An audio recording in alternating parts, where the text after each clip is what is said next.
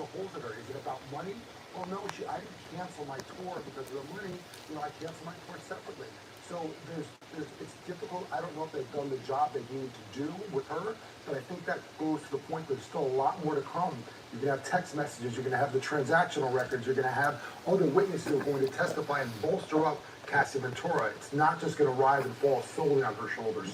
You did express some curiosity that Cassie Ventura's mother is on this witness list. Yeah, a lot of what she's going to likely say would be hearsay.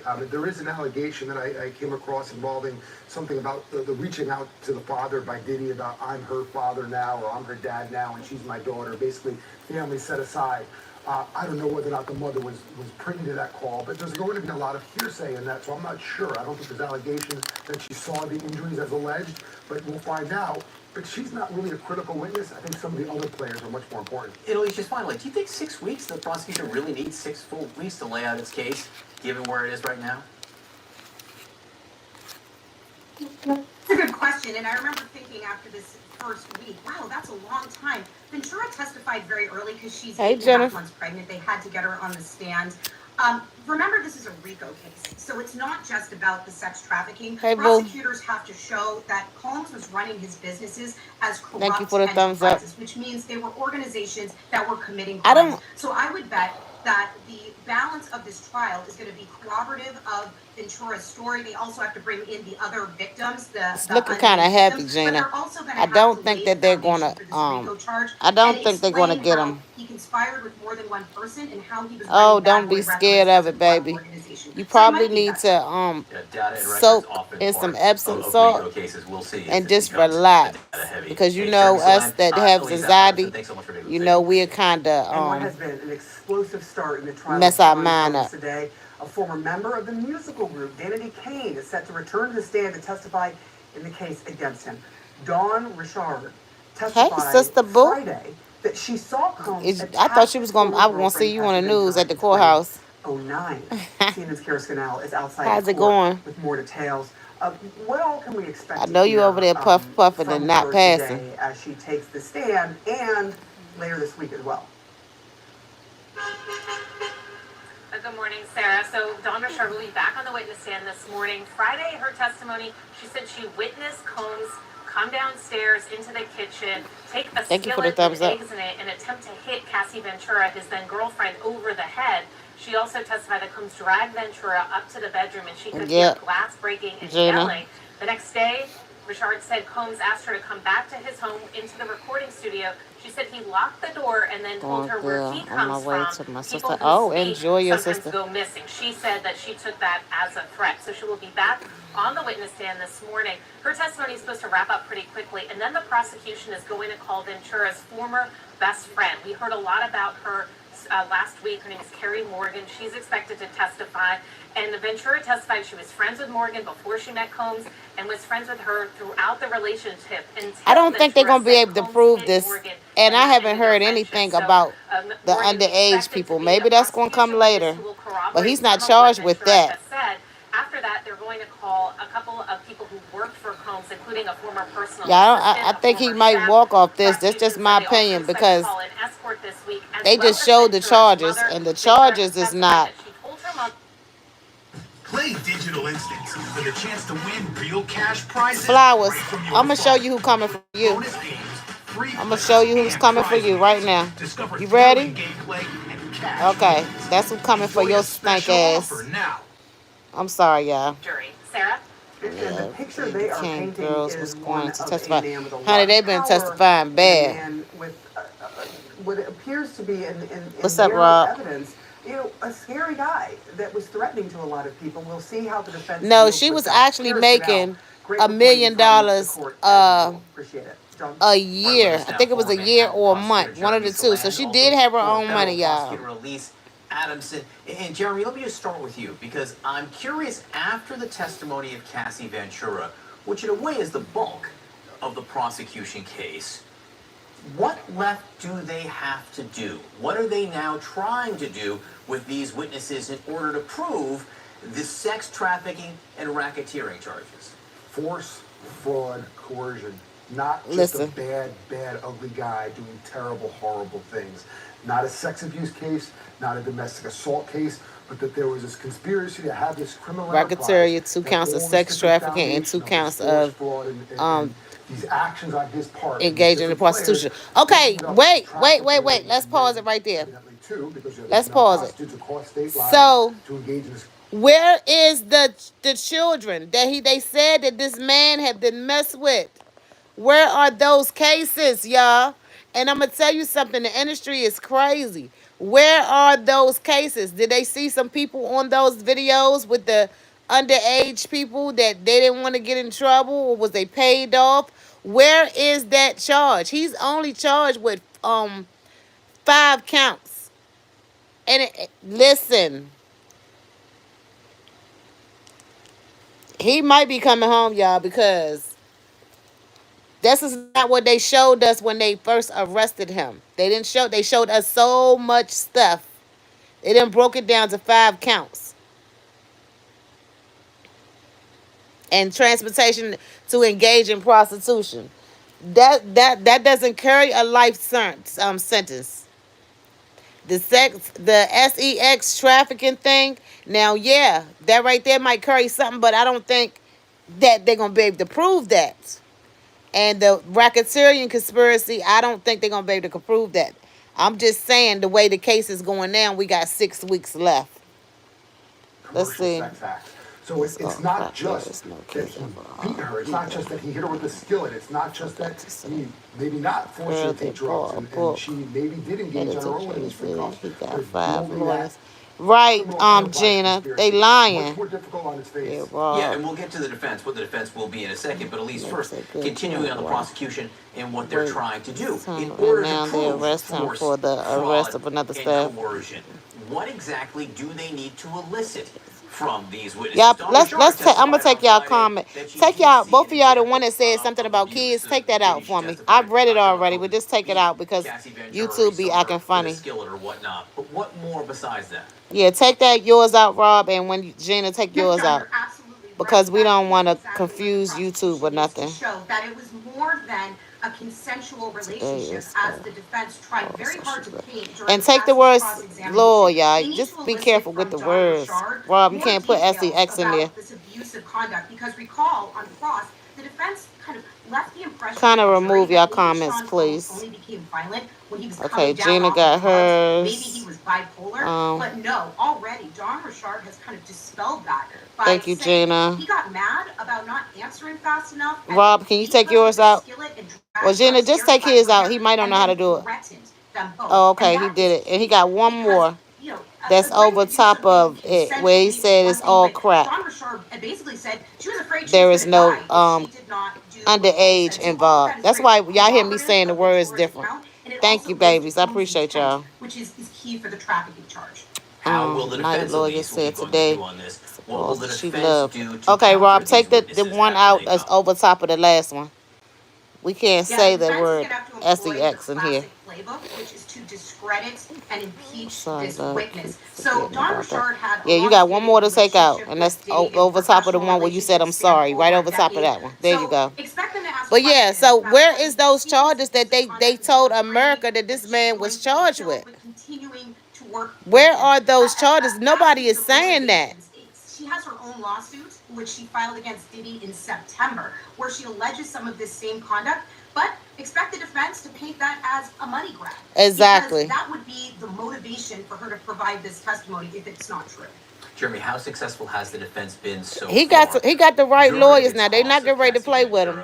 In planting some of the seeds that they will need going forward. They planted some, but nothing exceptional. So if you're going to argue, for example, the timing of a particular rape and whether or not that's accurate. Yeah, where's the tunnels? Where's the underage? Where's the men?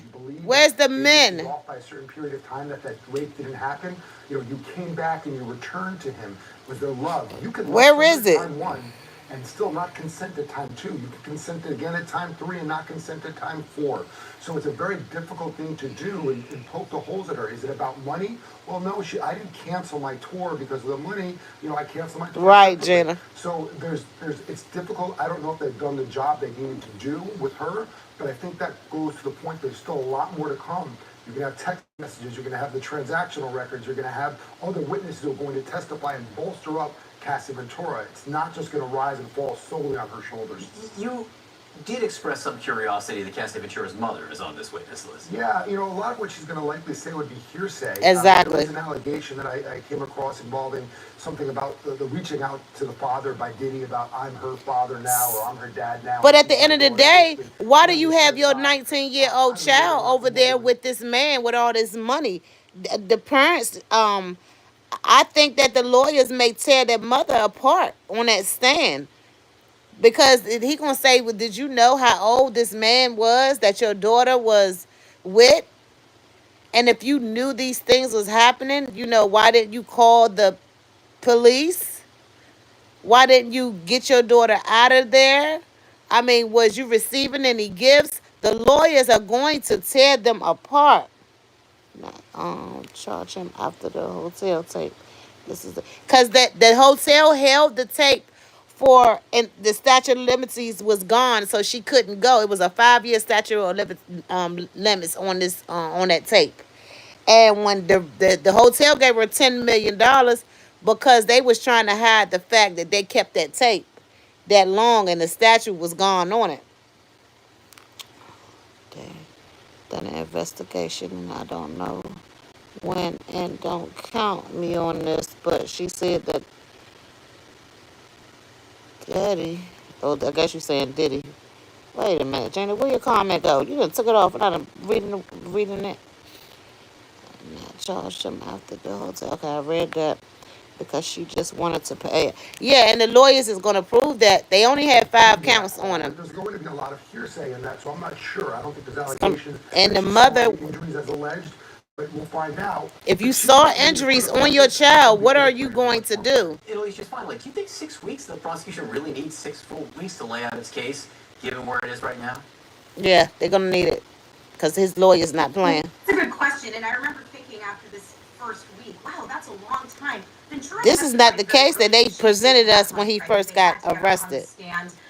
This is not the case. They had so many charges and prosecutors have to show that Combs was running his businesses as corrupt enterprises, which means they were organizations that were committing crimes. They're not going to be able to prove that. That the balance of this trial is going to be corroborative of the limitations.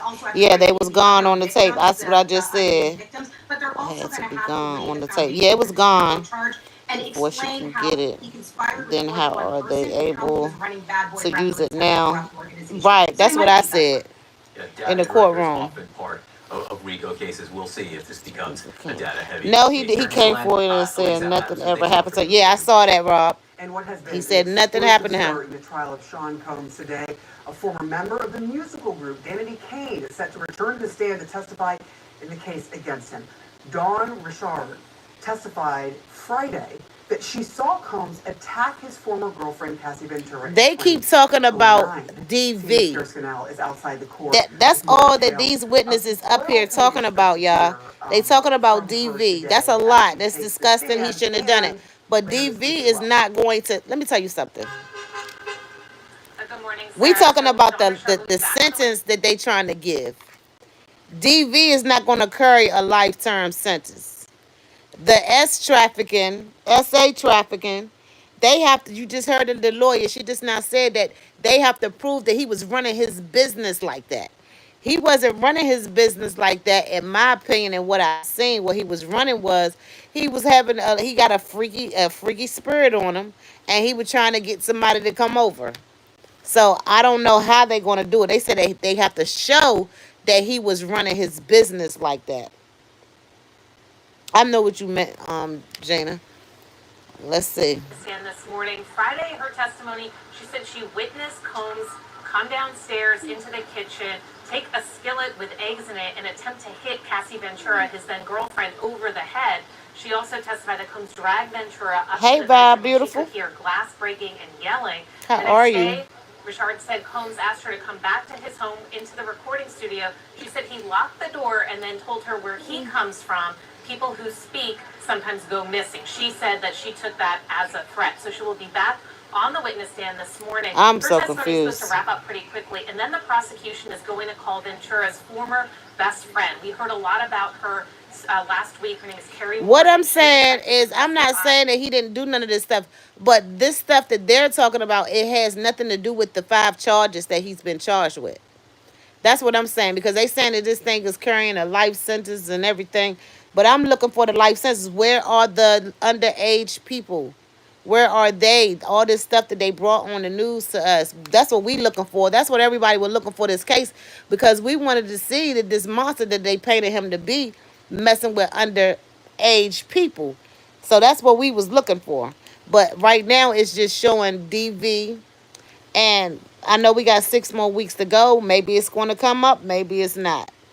But maybe they threw out a lot of stuff. I don't know. It's 20 people in here. Y'all hit the like button. And Ventura testified she was friends with Morgan before she met Combs and was friends with her I saw that. the relationship until Ventura said Combs hit Morgan, and that ended their friendship. So Morgan expected to be a prosecution witness who will corroborate some of what Ventura has said. After that, they're going to call a couple of people who worked for Combs, including a former personal assistant, a former chef.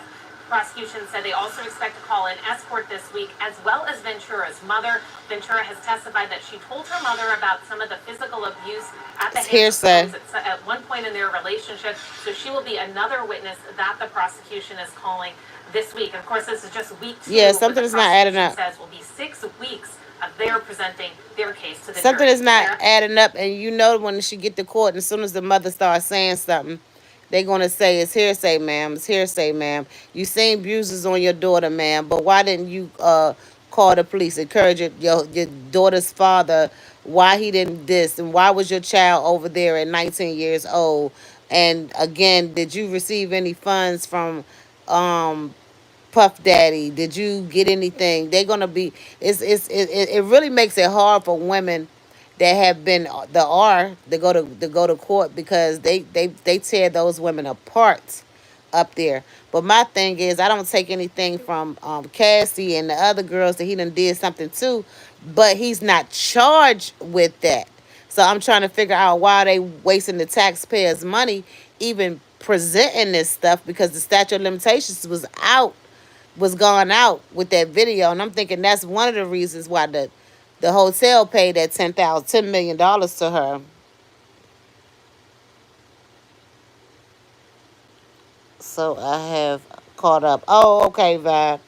Yeah, so you know what we looking for all. One of a man with a lot of power and a man with what appears to be in their evidence, a scary guy that was threatening to a lot of people. We'll see how the defense deals with that. It's Kara Scannell. Great reporting from the court, as usual. Appreciate it. John? All right, with us now, former Manhattan prosecutor Jeremy Saland, also former federal prosecutor Elise Adamson. And Jeremy, let me just start with you, because I'm curious, after the testimony of Thank you for hitting the thumbs up button to 6 people. Which is the bulk of the prosecution case. What left do they have to do? What are they now trying to do with these witnesses in order to prove the sex trafficking and racketeering charge? Right, that's what we want to hear. Force, fraud, coercion. Not just a bad, ugly guy doing terrible, horrible things. Not a sex abuse case, not a domestic assault case, but that there was this conspiracy to have this criminal enterprise, that all this different foundation of this force, fraud, and these actions on his part, and these different players. Hey, Diva, beautiful. Traffic women and men, evidently too, because you have these male prostitutes across state lines to engage in this commercial sex acts. So it's not just that he beat her. It's not just that he hit her with a skillet. It's not just that he maybe not forced her to take drugs. How you doing? And she maybe did engage on her own in these free costs, but it's building that criminal enterprise conspiracy. Much more difficult on its face. Yeah, and we'll get to the defense, what the defense will be in a second, but at least first, continuing on the prosecution and what they're trying to do in order to prove force, fraud, and coercion. What exactly do they need to elicit from these witnesses? Dawn Richard testified on Friday that she did see an example of abuse. She testified Sean Combs beat. Thank you for the thumbs up, Diva, because I know you put it there. But what more? You hit me that number 7, baby. Yes, John, you're absolutely right. That is exactly what the prosecution needs to show, that it was more than a consensual relationship, as the defense tried very hard to paint during Cassie's cross-examination. They need to elicit from Don Richard more details about this abusive conduct, because recall, on cross, the defense kind of left the impression with the jury that maybe Sean Combs only became violent when he was coming down off of drugs, maybe he was bipolar, but no, already Don Richard has kind of dispelled that by saying he got mad about not answering fast enough and then beat her with a skillet and dragged her upstairs by her hair and then threatened them both. And that is key, because agreeing to do something consensually is one thing, but it's 8 now. Thanks for the 8 thumbs up. She was going to die if she did not do. So y'all, let me ask y'all a question. And maybe I might not should ask this question, but I'm gonna ask it. So I mean, why do we get beat up? And I mean, they getting beat up and they're getting hit with skillets and stuff. And then now that we're going to court, now we wanted to go ahead and just do this. I mean, I just don't understand. I mean, maybe I'm saying it, I shouldn't say that, but I'm just going to say it because I'm not understanding, like, where would this, because you could have been had him arrested and you could have saved someone else from going through the same thing, and I know he's a powerful man and all of this, that, and the third. We know he's a powerful man, but if you went to other people and showed them your bruises, and you showed them this and you told this person this, why was the authorities not involved in some of this stuff? Because it's some people handle things different. But if you get abused and this person is a monster, you can actually save someone else's life. Because you can save somebody else's life. Okay? It's just like you walking down the street and you see a hole in the street. You go ahead and report it. You fall in the hole. Okay, now you done fell in the damn hole. Now you done call the people, look, it's a hole in the road. I done fell in it. They gonna come fix it. Because if you don't tell somebody else gonna fall in that same hole. Sometimes you gotta be able to save somebody else. That's just what I'm saying. I don't know if I'm saying this shit right. But sometimes you gotta save somebody else. Because let me just hush, because I ain't no damn Diddy fan. I ain't no damn Cassie fan. I'm just literally just watching this stuff because this is what's going on in the world right now. Yes, we done listen to Diddy music. We done listen to Cassie music and all of that. But I'm just trying to understand this. And then when they talk about the parents is about to get on the damn stand, what the hell? This was your teenage child that just left high school. And you allow her to go. See, a lot of this Hollywood stuff, y'all is allowing y'all damn kids to go around these grown ass damn men. Okay? Because that money be looking good, child. It ain't amount of damn money that my damn child can go sit at your damn house. If she could sing, well, I do got one that can sing. But let me tell you something. We going to the damn studio. We going together. You is not going in that damn studio with Diddy. You ain't doing it. I don't give a damn how much money he got. And if I can't go to the damn studio session, I'm talking about sitting in the damn booth with her. I ain't sitting outside the booth. I'm sitting in the damn booth. Because what's going on with the parents? That's where it need to start with. It starts with them. And it should end with them. I'm not letting mine go up I don't care if you got billions. My child ain't for sale. And then when the shit don't go right now, back in 2090, 30,000 years ago, he was over there with her, and then you want to stand, and I seen a couple of bruises on her, and she was bruised all up. Girl, this is 1,000,000 years later. It was all good then. That's my thing, and I try to be fair. I don't take sides. I'm just trying to be fair. Ain't no staying all night. We gonna stay all night together, Diva. We gonna stay together all night. Definitely starts at home. These be some different. Yeah, these some damn different parents. Oh, he's just over Diddy house. What the? He just over Diddy house. And who with him? Oh, it's just her and Diddy. It's just her and Diddy. Her or him. It's just him and Diddy. And I would be the friend to be like, B-I-T-C-H. Is you crazy? Oh, girl, that's Diddy. He got money. He got money, honey. I will cuss my friend the F out. I will cuss her ass out, baby. You sent your child. Oh, I will make her feel so damn bad. Her or him. You sent your check. She be so excited. Oh, he a billionaire, girl. My baby over there with Diddy, and girl, he gonna have us. We gonna be a superstar. We gonna have some coins, and I will be that friend to tell you, bitch, you ain't shit. You sold your child, cause that's basically what you did. And then now, 100 million years later, you want to get on the damn stand and tell this stuff. It's crazy. What's up, brother? Yeah, I just don't understand it. And I don't want nobody to be like, oh, she Cassie friend. I ain't no damn Cassie friend. I ain't no damn Diddy friend. Diddy ain't never did shit for me. Cassie ain't never did nothing for me. This is what's going on in the world, so I'm speaking on it. But the thing that people don't like is because I'm being real and I'm being fair. I'm being fair. Yeah, he shouldn't have put his damn hands on that damn woman. He shouldn't. I don't believe in men putting their damn hands on women. I don't believe it. I don't believe it. I don't like it. But 29 years later, here we go.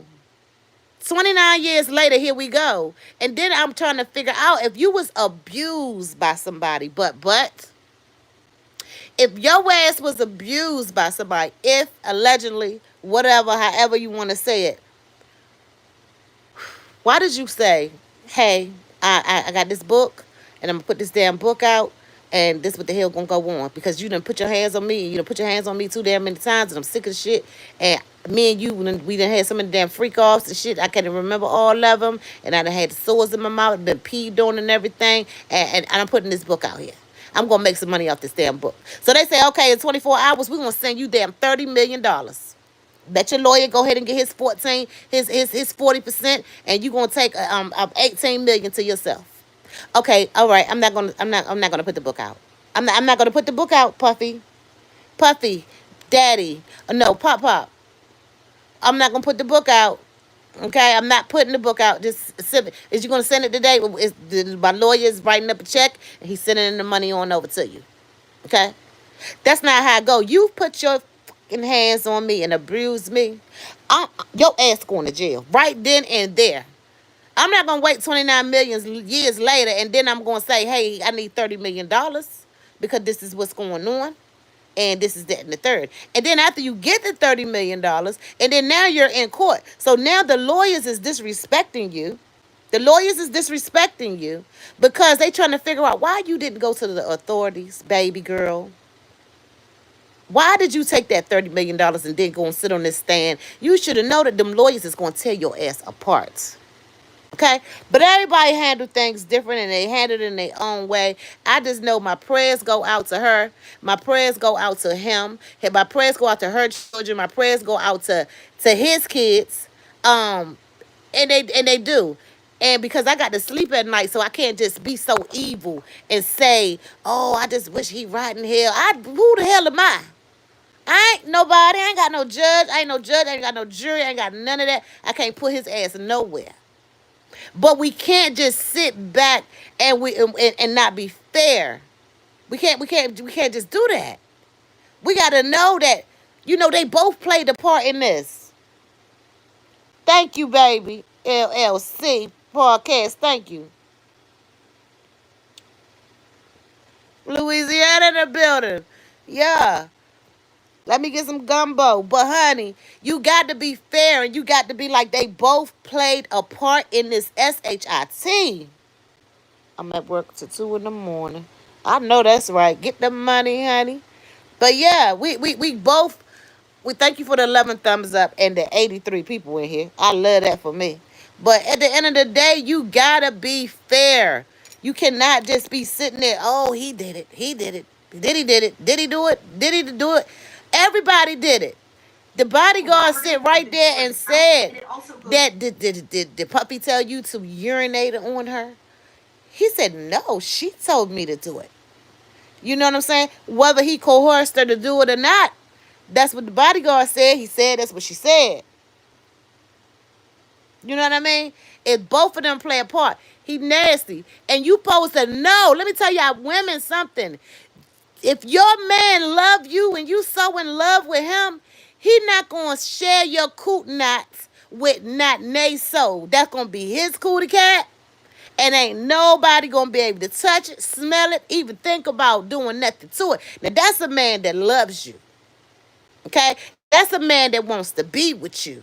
Right? He wanna be with you, he wanna be with you real bad because ain't nobody gonna get that cootie coot.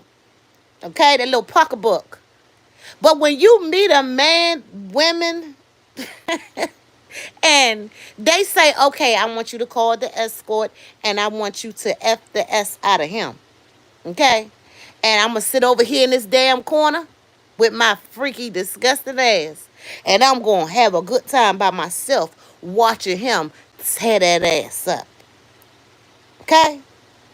Oh, and you send a text me, I love you. And then we at the freak offs and we going to have some more and I love you. Girl, he don't love you. He don't love you. Stop trying to do everything to please a mother effer, Greg. You hear me? Why are you trying to please somebody? Because from day one, when you showed the sign of weakness, when he introduced you to that shit, you showed a sign of weakness, so he carried you. Let me say in regular terms, he handled you the way you allowed him to. See, when you come into a relationship and you let the man, hey, look, I'm gonna tell you something. I ain't with that. I don't share nothing. I don't share nothing, baby. You ain't gonna rate share me with nothing, and I ain't sharing you with nothing. I don't like to share. Okay? But you let him know that that's the type of person, female you is, and he treated you like that. If you go out here right now and have a one-night stand, don't be looking for that MF to call you. Don't be looking for no damn text. Don't be in your feelings when he don't call your ass no more. Because see, that's what you showed him who you is. You showed him I ain't nothing but a little freak. That's what you showed him. And now we here today. I loved him so good. I loved him. Child, he didn't love you. He let other people have intercourse with you. That a man ain't gonna give away his pocketbook to no other man and look you in the face and tell you that he love you. Now it is some swingers out there because that's what they was doing. But swingers are not. It turned him on to see another man sleep with you. That right there tells a lot about the relationship. But he ain't want to do it with you. He ain't want to be with you. You're beautiful girl. You're talented and everything. And then her husband. She was cheating with well, not cheating because her and him won't never. Puffy and this woman right here won't never together. They won't never together. I don't even call that relationship. I just call it was little freak offs every damn day. That's what I call it. But the husband to sit through a man, Greg, you tell me if I'm wrong. Would you be able to sit through this thing? Okay, Greg, you got to be in it for the money, baby. You got to be in it for the money if you can sit your ass in this courtroom and stomach listening to your now wife getting urinated on, sores in her mouth from sucking lollipops all damn day. How can you even just look at them the same? A man can't even take a man cheat on a woman will take him right on back. Not that, you might make him suffer for a couple of days, but his ass is coming back. But a man cannot take a woman back after she cheated. It tears their ass up. They act like it's the end of the world. Jesus done came and walked down the street, and that's what happened. Yeah, Adrian said I would never marry her. Like, how in the can he take that? That woman said she had sores all in the mouth for doing too many heads, shoulders, and toes, baby. Right, Adrian? How can he do it? As a man, I know y'all man will be like, and then you gonna get home he probably ain't talked to her ass. But if he treated that, if he listened to that testimony, I know people say he loved her. Oh, he loved her so much. Oh, she's the one and only and all of that. Baby, let me tell you something. A real man ain't gonna be able to take that. And I ain't gonna call him no fake man or less than a man. And they say he ain't that much love in the world. I know men. You hear me? I know them. I said that 20 many times. Thank you. It got to be a money grab order for them, but we got to have these kids to make this thing look right. Because, we got 3 now. We got 1 in the belly, and it's about to be here in a few days. And we got them 2. We got to make this thing. I got to make this thing look good. I got to make her know. Manipulation in Hollywood is serious. It's serious. You be thinking everybody in love next week, they divorced, child. They is divorced. This is a sick-ass game that somebody is playing. They is playing. That's why I say you got to be fair. Because this man should have been incarcerated a long time ago if he had done all these damn things they say he done did. They done told us this man was messing with all these underage people, make everybody sick and disgusting to their stomach. But where the hell are those charges? They said SA trafficking. That means the escorts that he done sent for them. But it says nothing on them charges about child abuse. Don't judge what's going on because of what the media say. You have to be careful. Not even the media, even those clickbait channels. You have to watch this thing. You got to be able to sleep at night instead of putting your mouth on somebody on stuff and you don't know what you're talking about. Okay, but they had painted this terrible picture. When he said children, I was disgusted. I said, a motherfucker. I said, I know damn well he ain't messing with nobody underage as people. I was pissed. And now that the trial is finally here, where the hell are those charges at? And ain't nobody talking about that. But she approved of it. Freak offs. Yeah, and then everybody saying, oh, she was coerced to do this. She's such a beautiful girl. She's a beautiful girl. She was yeah, okay. But she got some fucking parents. She got some parents. Because my children, my daughter is 33. My son 35, and I got a 28-year-old. I don't give a damn how old they is. I'm standing outside the door. Where mine at? I don't care. She ain't standing there. I'm going to call everybody from the hood. We need to surround this house. We need to get my baby up out of there. She has been brainwashed. This man is did this, that, and the third. He over there urinating on her and everything. I need to get my baby out of there. I ain't going to stop and complain about that shit later. Okay? I'm not going to stop and complain about that shit later. I'm not going to do it. Thank you, Greg. And she kept going back. Yeah, back to him. Why didn't she go to the police? Because everybody says that she was yeah, she's vulnerable, and she didn't know no better, and he coerced her, and everything like that. That's the reason why they said she didn't go. But I love you constantly. You a young woman. You met this man. He began to start paying for your house. You didn't want him to make visits. What the fuck? Greg, you buy one of your Panama girls' apartment and you think you ain't gonna go over there when the hell you want to. When a man is paying bills, they is not going to allow nobody else to go over there. The money. She just wanted the money, huh? Definitely. I'm going to the police. LOL. She liked it. I don't know if she liked it or not, Adrian. That might be taking it a little too far. Going to the police could have cost her life or her parents. Exactly. That's true too. See, that's me. I'm over here. I'm up and down. I'm on both sides. It could have had. So what makes you think that he don't got no goons out there now?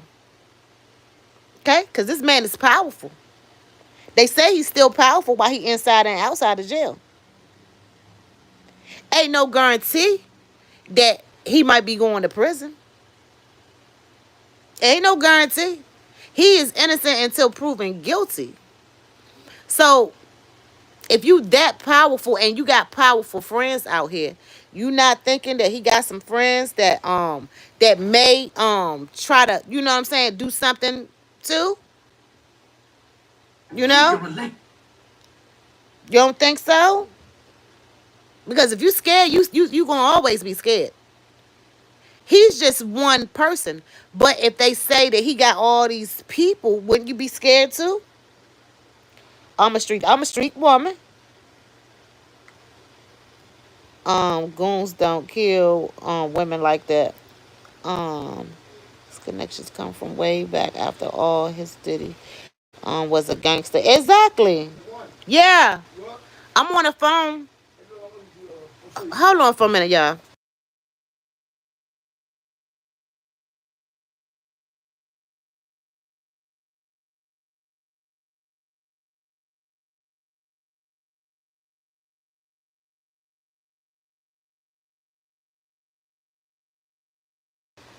All right, y'all. I'm sorry.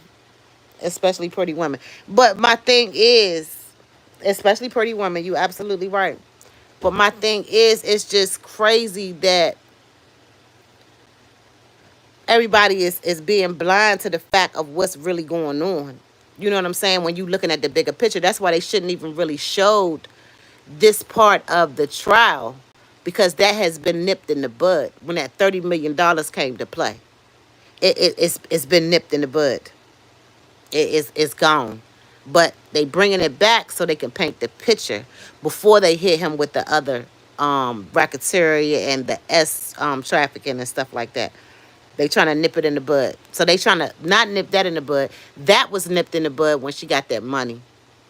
Um, so I don't know, y'all. Let me see. Because if you kill her, you can't put the word kill in there, baby.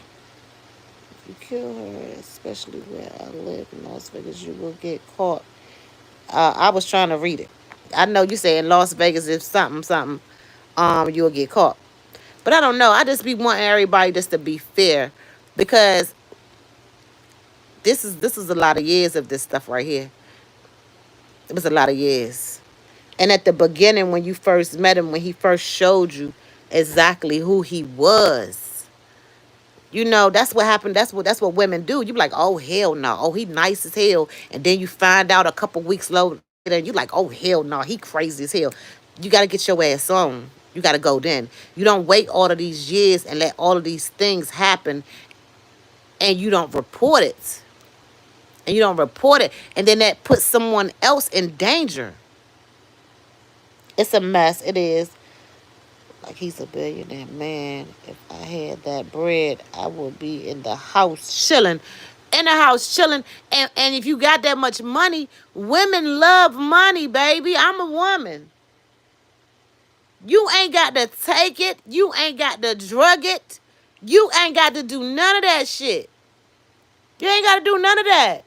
Why is this happening with millionaires and billionaires and stuff? But see, you got to be real. Do you think all the stories is real? Oh, he did this, he did that. Why?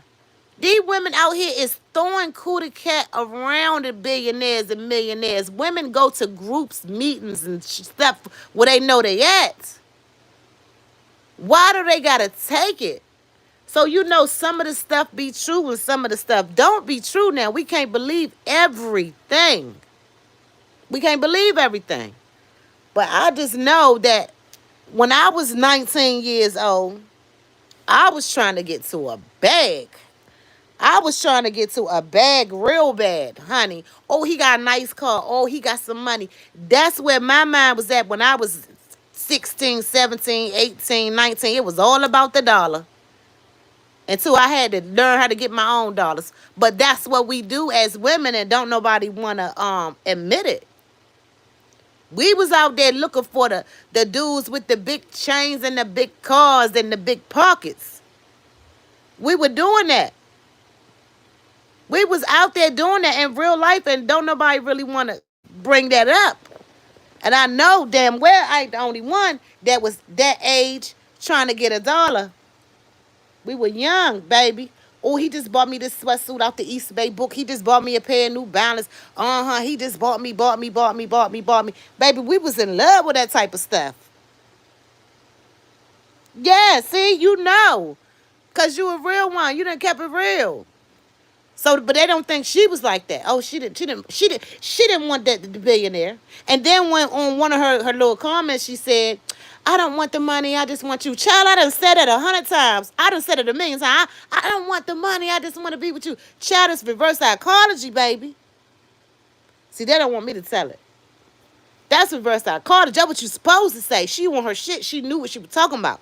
I just don't want the money. I just want to be with you. Child, why you want to be with him? He making other people sleep with you, pretty girl. He's sitting in the corner playing with his whole self by himself. And you over here in the bed having a good time with the damn man that he didn't hide. So why did you tell him you don't want the money, you want to be with him? He not crazy. In his mind, his ass done said, now, this damn girl talking about she want to be with me. I don't even sleep with her. That's how you talk to people with money.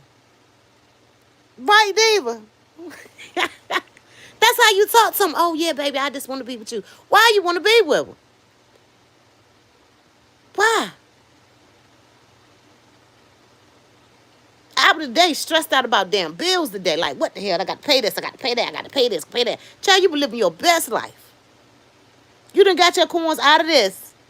You done got it. Because if it was not about the money, everybody, if it was not about the money, okay, you would have never had that $18 million in your pocket right now. Because, you know, the lawyer got 40%. It left you with 18. So you would have never got, if it was not about the money, okay, let's be real. If it's not about the money, his ass would have been in jail. Because when you was showing your mama those bruises, pretty girl, you knew that something wasn't right with him. You should say, now, damn, mama, he done hit my ass. I don't know what the hell he done it for. He done knocked me across the room, drug me down the hallway, and everything. You understand, mama? That's what you said. So you knew it was wrong. In order for you to tell somebody, you knew it was wrong. So I don't do too much brainwash. I don't want to call it brainwash, pretty girl, because you told your mama and your homegirls, and that you knew it wasn't right. A person that don't know is right is you're gonna say, hey mama, look at my bruise. He knocked the shit out of me. I love it. I love him so much. Not, oh mama, he didn't bruise me, mama. I don't know what I'm doing. That means you know it's wrong. Okay? You know what's wrong. All right? So, baby, everybody please be fair so you can sleep at night. Be fair. That man done did some shit. He done did some stuff, y'all. He done done it. I ain't taking it from him. He done it. But it takes two to tangle. It ain't all his damn fault. I promise you. It ain't all. And if y'all listen to those text messages that went backwards and forth between him, she said on one of her damn text messages, she said, I will kill you. I ain't playing with you. Don't play with me. I will do this, that, and the third to you. And don't you play with me. Now, a person that's scared, you tell a man that's powerful and everything, you tell him that you going to kill him. Oh, hell no. So that takes out the part that I was scared and I was furious of him. Sound like you had a little attitude too, pretty girl. Okay? Doesn't it, Adrian? The thing say yes. She wanted that paper. I was a young teenager at that point too. I wanted the paper. I can admit it. Right now today in life, I said, oh, he got money. And then me and my homegirls be like, oh, he ain't got no damn money. Ain't nobody about to mess with his ass. Y'all ain't never had that happen to y'all. Y'all ain't do that.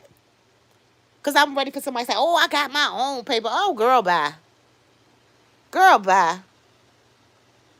Said she wasn't innocent.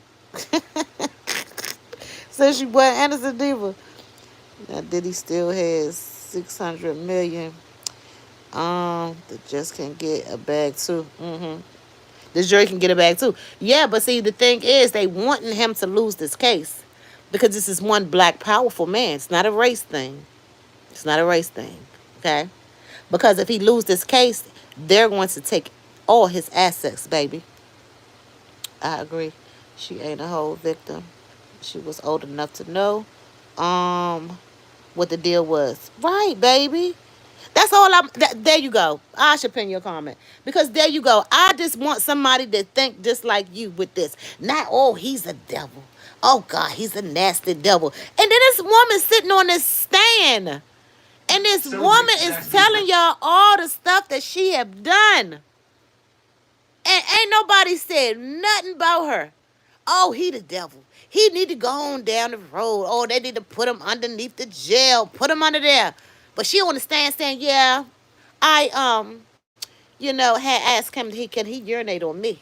And I have so many sores in my mouth. Oh my God. Oh my God, I have so many. And it was hurting me, so I couldn't go. And then she texted my boy. He said, "Yeah, I'm trying to freak off. Yeah, I'm ready to freak off too. Oh God, I'm ready to freak off too. I love our freak offs. Oh, the freak offs is amazing. And nobody ain't saying nothing about that.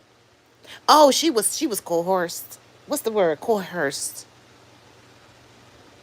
She was coerced. Coerced. Take that and take that. Yeah, Joshua. She was coerced. Seriously, there was someone somehow that she could got help. I mean, I've been in abusive relationship once, and you get one of the kind and hard to get. Yeah, it was plenty times. But baby, who gonna leave that billionaire? That's why it was so hard to leave. It wasn't that she was brainwashed. She was hard to leave that money. And I know she had a ghetto friend said, girl, you need to stick it out a little bit longer. You need to stick it out a little bit longer, baby, because, baby, we going to get his ass. We going to get his ass. Y'all trying to tell me she ain't had no homegirl to say that? The real ones in the building need to stand up. The real ones in the building need to stand up. Because she ain't had no homegirl to be like, girl, he got $1 billion. Bitch, you better play your cards right.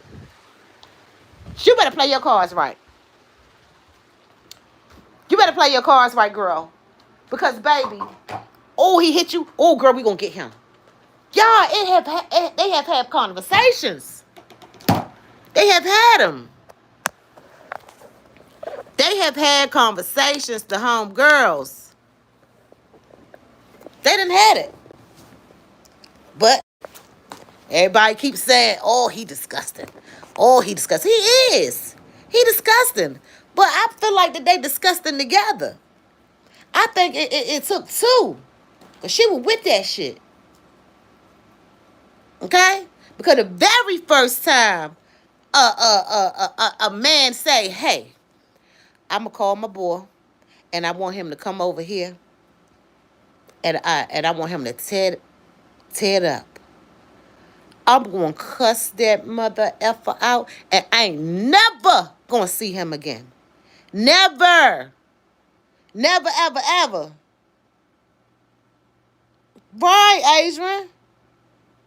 Right. Because what? Your homegirls is going to stick right there with you. They're going to tell you, look, you better get that coin. That dude, a billionaire. A billionaire. He's a freaking billionaire, baby. She probably got a disgusting friend. Girl, just stick it out a little bit longer. Just stick it out a little bit longer, baby. Just stick it out a little bit longer, child. We're going to get this money. We're going to get his ass. They done had them damn conversations. No, I don't think she's horrible, Josh.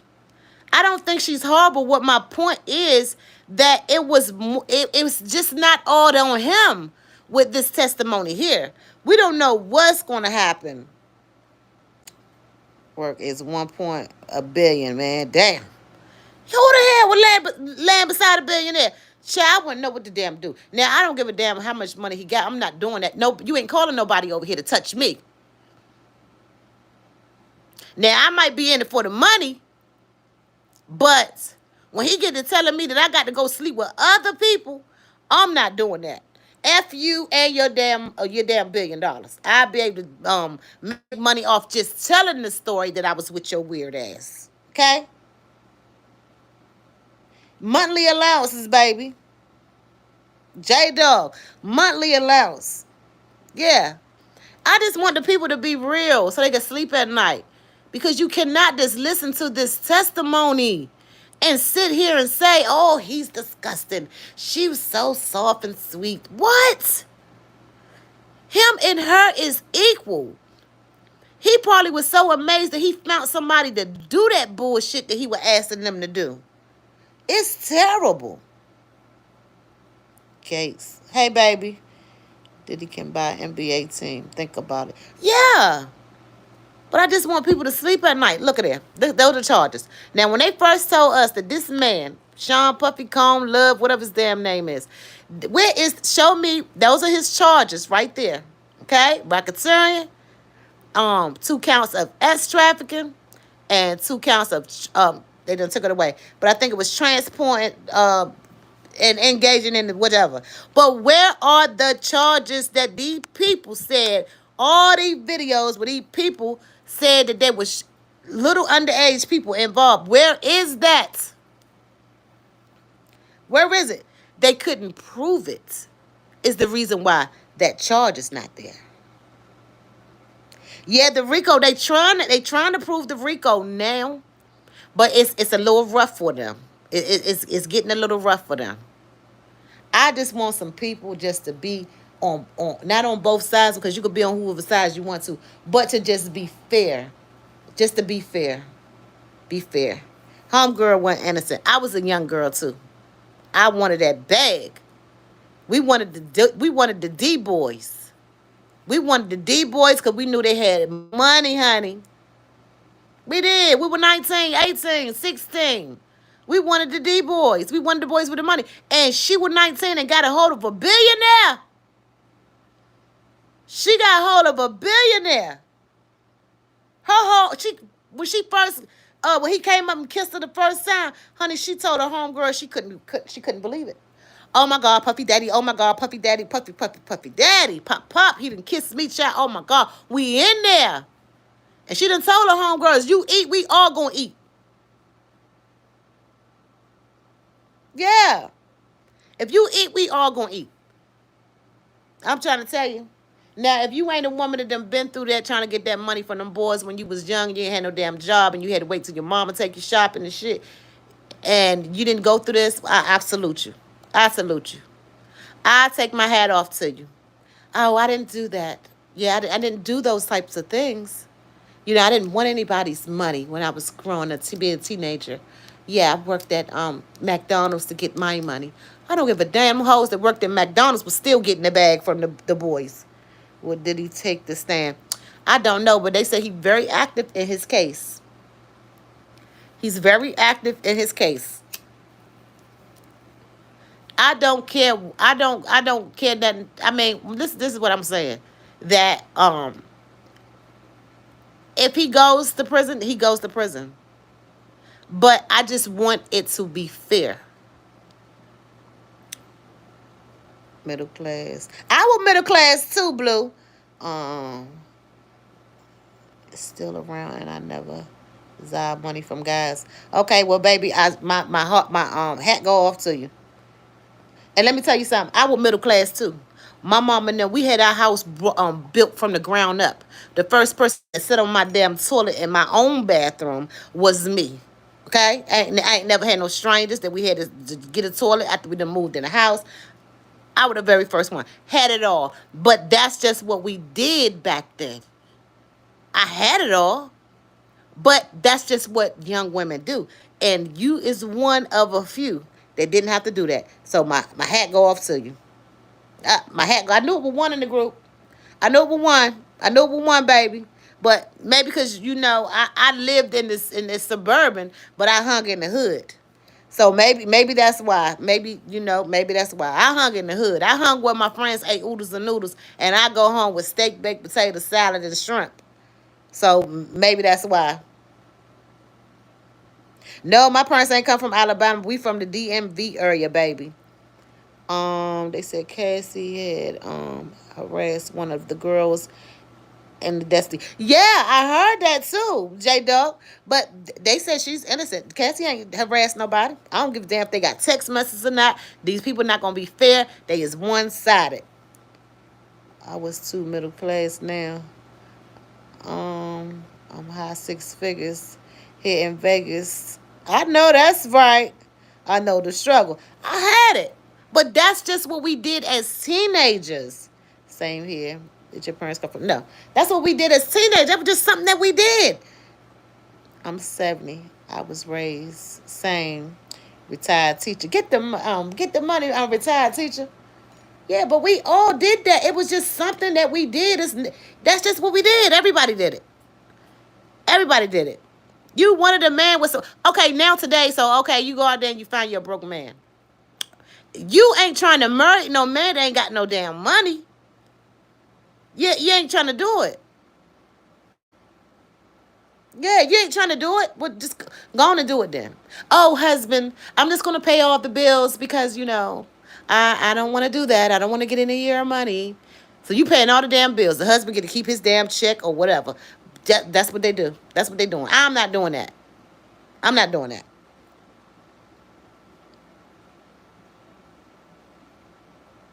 You said, true, yep. Elizabeth said, I still gotta get PayPal, but I promise I'll catch you. But yeah, let me tell you, you just let your husband pay all the damn bills then, since everybody is doing that. I'm not doing that. I'm not doing that. And I'm not doing that. Me and my relationship, we love each other real bad. We do. But I'm not getting ready to sit here and pay all these damn bills. I don't give a damn. I'm not about to do it. Okay? But my heart go out to her because I'm pretty sure she probably scarred from, doing things that I don't know what she did. Well, getting beat on. Cause he wasn't supposed to put his damn hands on her. Me too, yeah. He wasn't never supposed to put his damn hands on her. Not one damn time. I don't believe in men putting their hands on a woman. I don't believe that. But, y'all, this is not why the hell we is in federal court now, 500 in New York. Building 500. That's not why we are in courts. Everybody, oh, look at the tapes. Look at the tapes. Okay, right? Okay? The police was called. They handled that. She got her $30 million, and that's what she preferred because his ass didn't go to jail. Okay? She preferred the $30, people. The 30 million. She preferred that. And she keeps trying to tell y'all, she's showing y'all, she done told you. She preferred it. Me, on the other hand, you put your damn hands on me, your ass is going to jail. Your ass is going to jail. You put your damn hands on me, I'm not taking no damn money. Now, back then, I wanted the money because I was a young teenager. My mama and them bought me everything, but they didn't get me the shit that I really wanted. I wanted to go down Georgetown. I wanted to go to Potomac Mills. My mama take me to the mall. Okay? I like the gifts and stuff. Expensive gifts. Okay?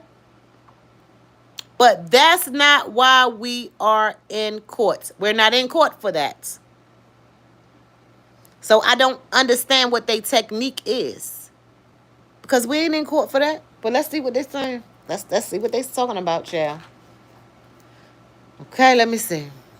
They go to charges. All this different foundation of this force, fraud, and these actions on his part, and these different players building it up to traffic women and men, evidently too, because you have these male prostitutes across state lines to engage in this commercial sex acts. So it's not just that he beat her. It's not just that he hit her with a skillet. It's not just that he maybe not forced her to take drugs, and she maybe did engage on her own in these freak-offs, but it's building that criminal enterprise conspiracy. Much more difficult on its face. Yeah, and we'll get to the defense, what the defense will be in a second, but at least first, continuing on the prosecution and what they're trying to do in order to prove force, Sisters Elizabeth, fraud, and coercion. What exactly do they need to elicit from these witnesses? Dawn Richard testified on Friday that she did see an example of abuse. She testified Sean Combs beat Cassie Ventura, or he saw her with a skillet or whatnot. But what more besides that?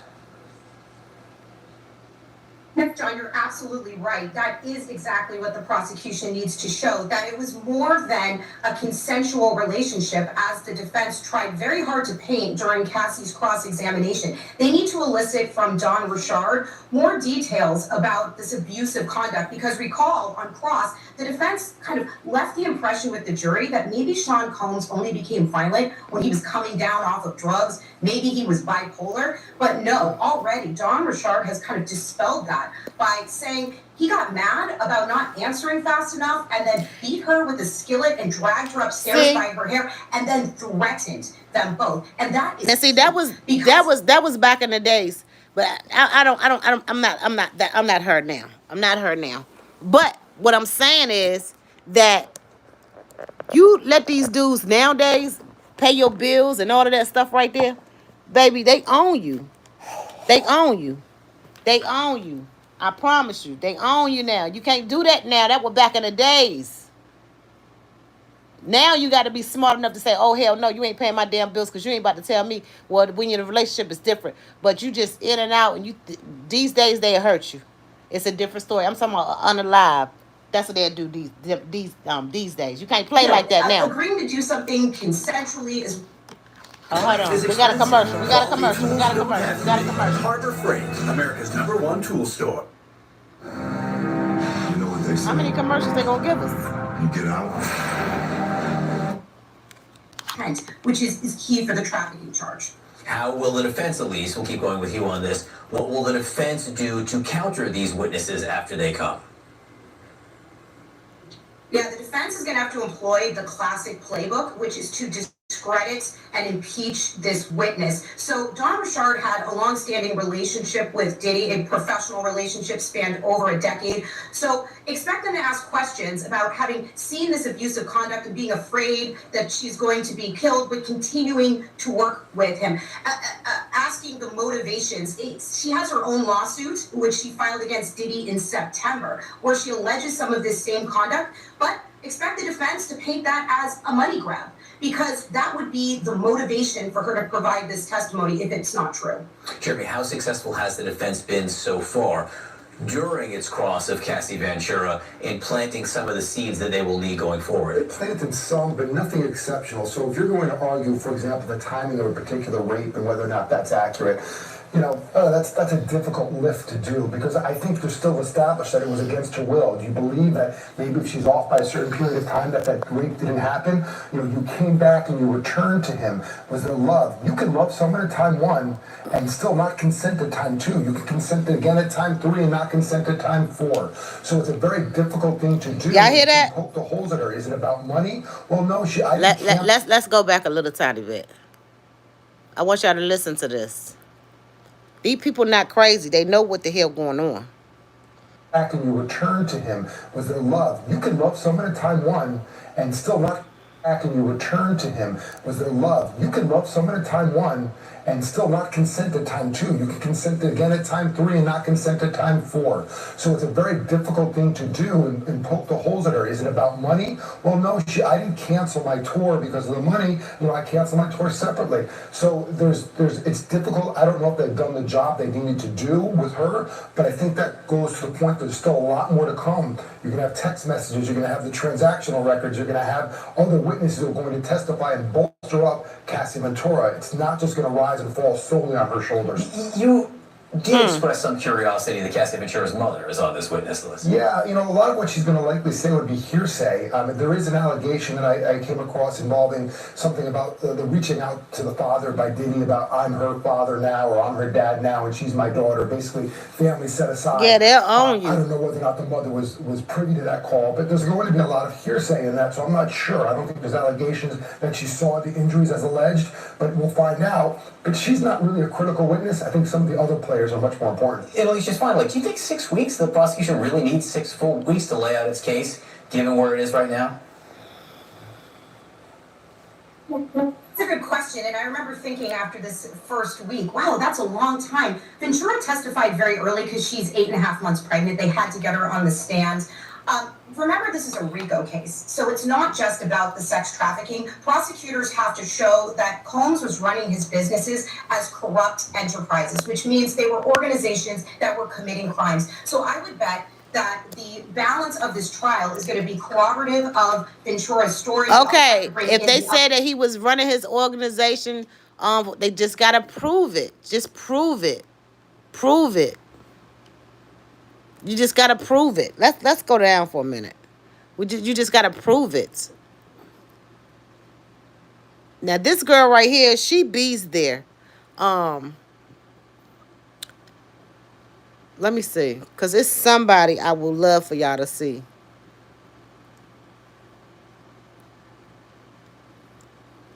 Yeah, you just got to prove it. You can accuse anybody of anything, but you have to prove it. That's it. You're innocent until proven guilty. If this man did these things, y'all prove it. If he did it and they show some real terrible stuff, which they already showing us, then he got to pay the piper for it.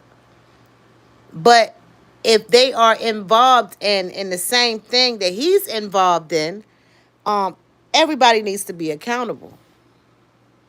Everybody needs to be accountable. Okay? Everybody. Now this girl right here, she's an attorney. So let's see what she's saying about it. We got a commercial. Hold on. I needed to eat healthier for my high blood pressure. I was at a loss until I found hungry. Oh, she haven't even came yet. This is the legal girl. She ain't came up there yet, but that's just my thing. I just want it to be fair. That's all.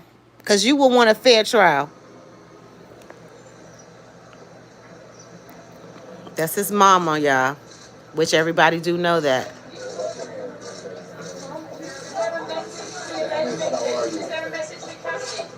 I ain't never seen her that close in the face. Okay, girl.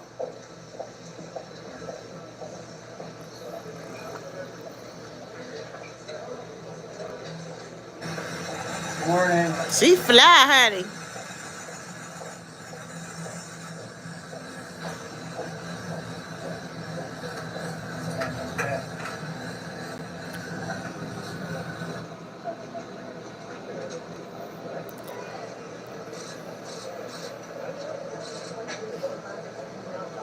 One of the sons. They go to the twin daughters. They just graduated. In spite of. Listen to them. Why would they ask them children that? That is disgusting. Why would you do that to them babies? Why would you do that? That is crazy. Do you believe your father is innocent? Girl, shut up. You don't mess with them babies.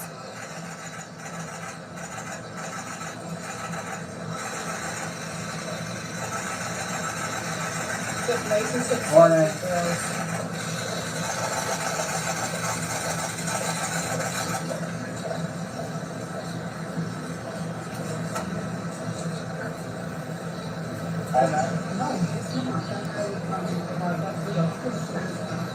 I love how the sons is protecting their sister.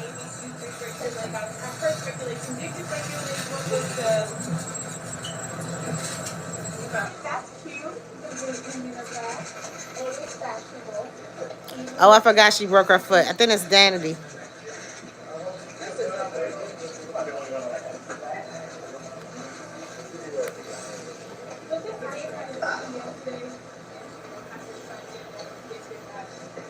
Now, they could have had her a wheelchair now.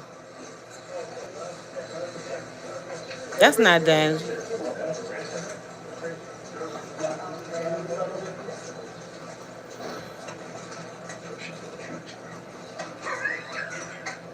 They laughing.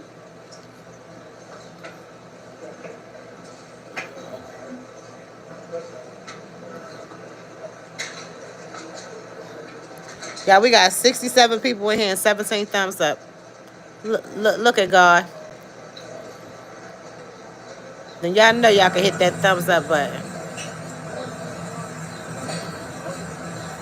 Thank you, 18. Whoever put that 18 in there, Thank you. You was like, here you go, girl. Here you go. And another one. Yeah.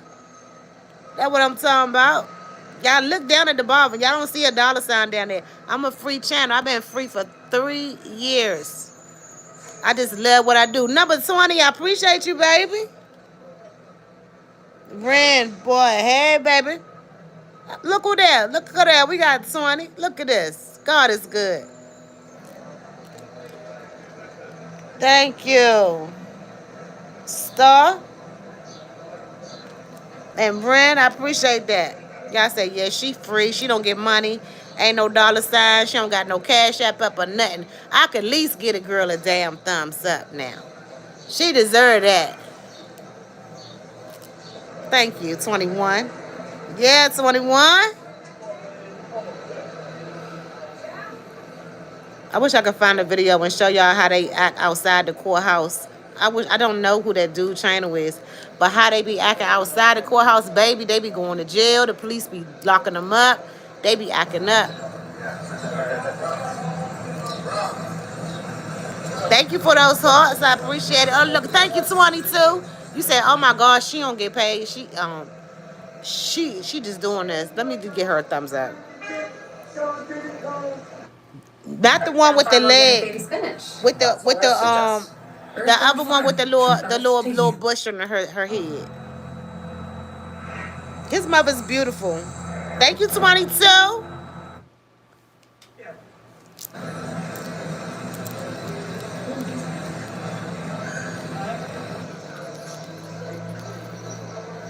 Well, Nancy, y'all. Nancy don't play no games. She don't like nobody, and don't try to get her to like you because she don't like nobody. Nancy mean business. Morning, Gloria. Oh, that's not Nancy. That's Gloria. But Gloria don't play. She don't play no games. She wants his ass in a plate. She don't like him. She just going by evidence. That's amazing how people don't like you because of what they think. But even before you get convicted, that they don't like you. That's terrible. I don't know. I thought that was Dandy, but it's not. But they said somebody's leg was messed up. I got to figure it out. Somebody in the chat know. Somebody tell me. That's the mother right there. They just showing us stuff over and over. But whoever didn't see his mother, I'm going to let you see the mother. We're going to find somewhere else to go. Because, baby, we leaving this one right here. Because, baby, they keep showing it over and over. And we don't got time for that. My 22 thumbs up. That's the mama right there. There she go. Okay, girl. Look like she done had a little work done. She's beautiful. That's the mama. Yeah, that's the mama now. I'm trying to find some. That's a year ago. Why they showing it? I know we got some good stuff somewhere.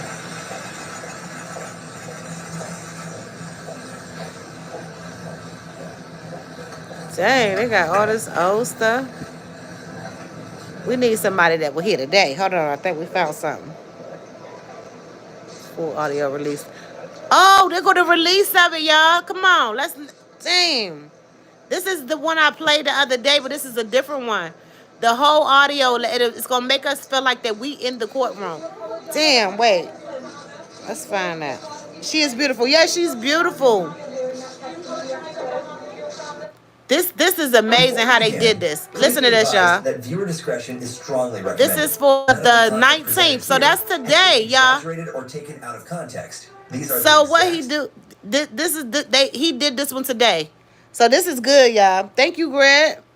Y'all listen to this. Statements made by the prosecution team, defense team, and Don Richard in his a federal daughters. court on May 19th, 2025. Some words have been censored to comply with YouTube's guidelines. What you're about to hear is a voiced-over reading of Don Richard's testimony from the Sean Diddy Combs trial so far. Listen. Source, courtroom reporter at Inner City Press on X.com. All parties are presumed innocent until proven guilty. Period. Listen at your own discretion. What you're about to hear is Don Richard's testimony given in the Diddy trial from beginning to end. Okay, y'all, here we go. Mr. Combs told you people could go missing. How did you interpret it? That people could die. I couldn't believe that this could be the beginning of a journey for us. As Diddy Dirty Money? Yes. What did you observe? He would drag her and kick her and punch her in the mouth. What would prompt these acts of violence? At this moment, the defense objected, but was overruled. When she would speak up for herself. Who in security witnessed these things? D-Rock and Bonds. Where did Ms. Ventura get hit? Her knees, her face, all over. Did there come a time you were in NY for a festival? Yes, in Central Park. In the residence. What happened? He punched Cassie. She came into the bathroom crying. You could see her upset, like she was hurt. What injuries did you observe? Swollen eye. Why'd you remain with Ms. Ventura after this incident? I wanted her to feel supported. What's this? At this moment, the prosecution showed Don Richard a photo of Cassie in sunglasses, and Don Richard too. The Central Park event. Why did you wear them? Solidarity. The next assault. Who was there? D-Rock, Capricorn Clark, Harv Pierre. Who was Mr. Pierre? At Bad Boy, answering to Sean Combs. Did they do anything? None of us did anything. When we drove back to LA, he slapped Cassie in the mouth and told her to shut the fuck up. How did the passengers respond?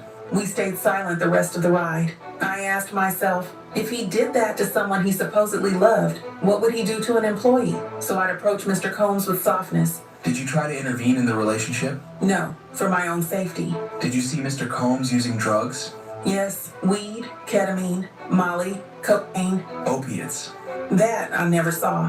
Who brought him the drugs? One stop. He had it all, including Plan B, birth control. Did you see Mr. Combs with guns? Yes, handguns, on his lower back. Who else had guns? Security, D-Rock and Bonds. What did you do after Bad Boy?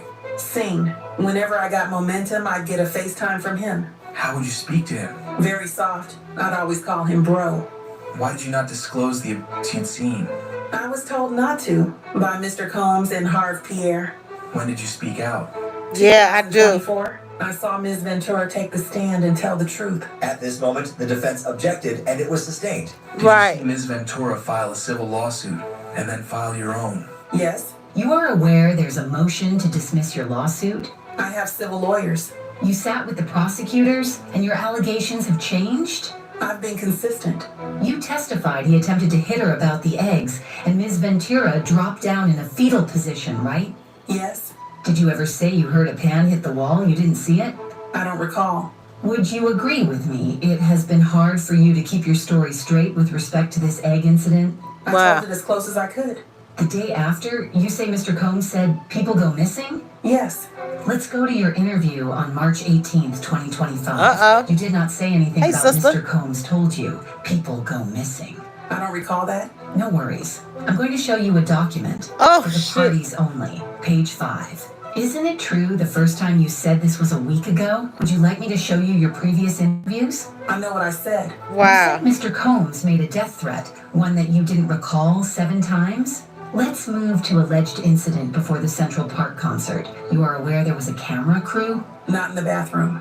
You were filmed in the park. Are you aware if the video has been turned over? No. About the guns, you didn't tell the prosecutors about, I saw guns at Diddy's house? They didn't ask. You never saw Wow. Mr. Combs pull a gun out and wave it around, load bullets, or cock it. He just had it.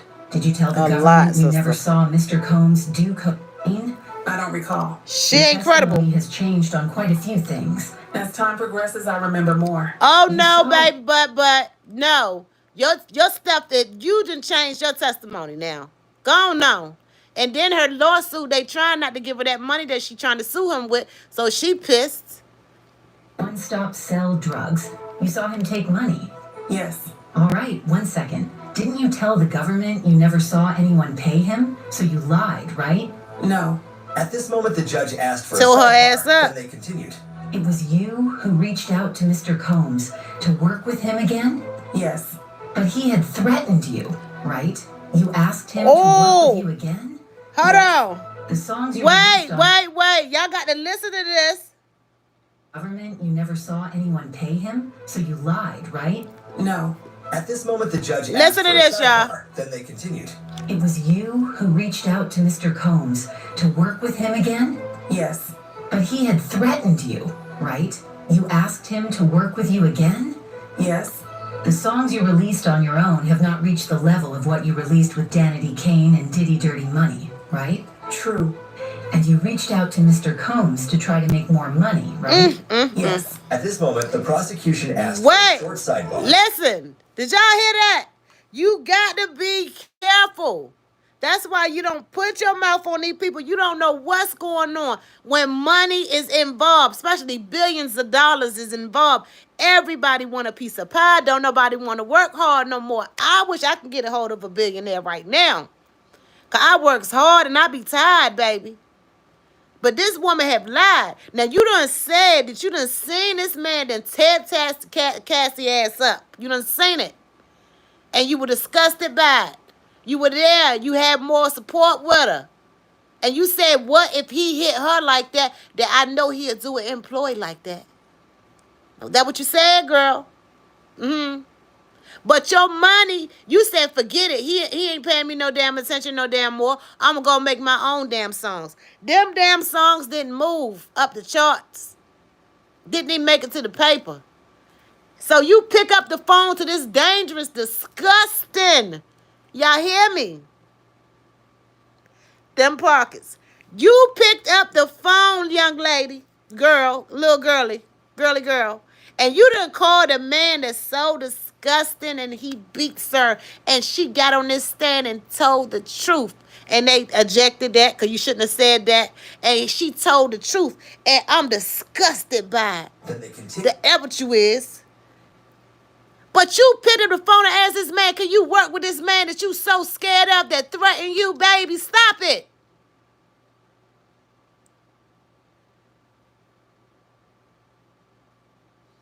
Exactly.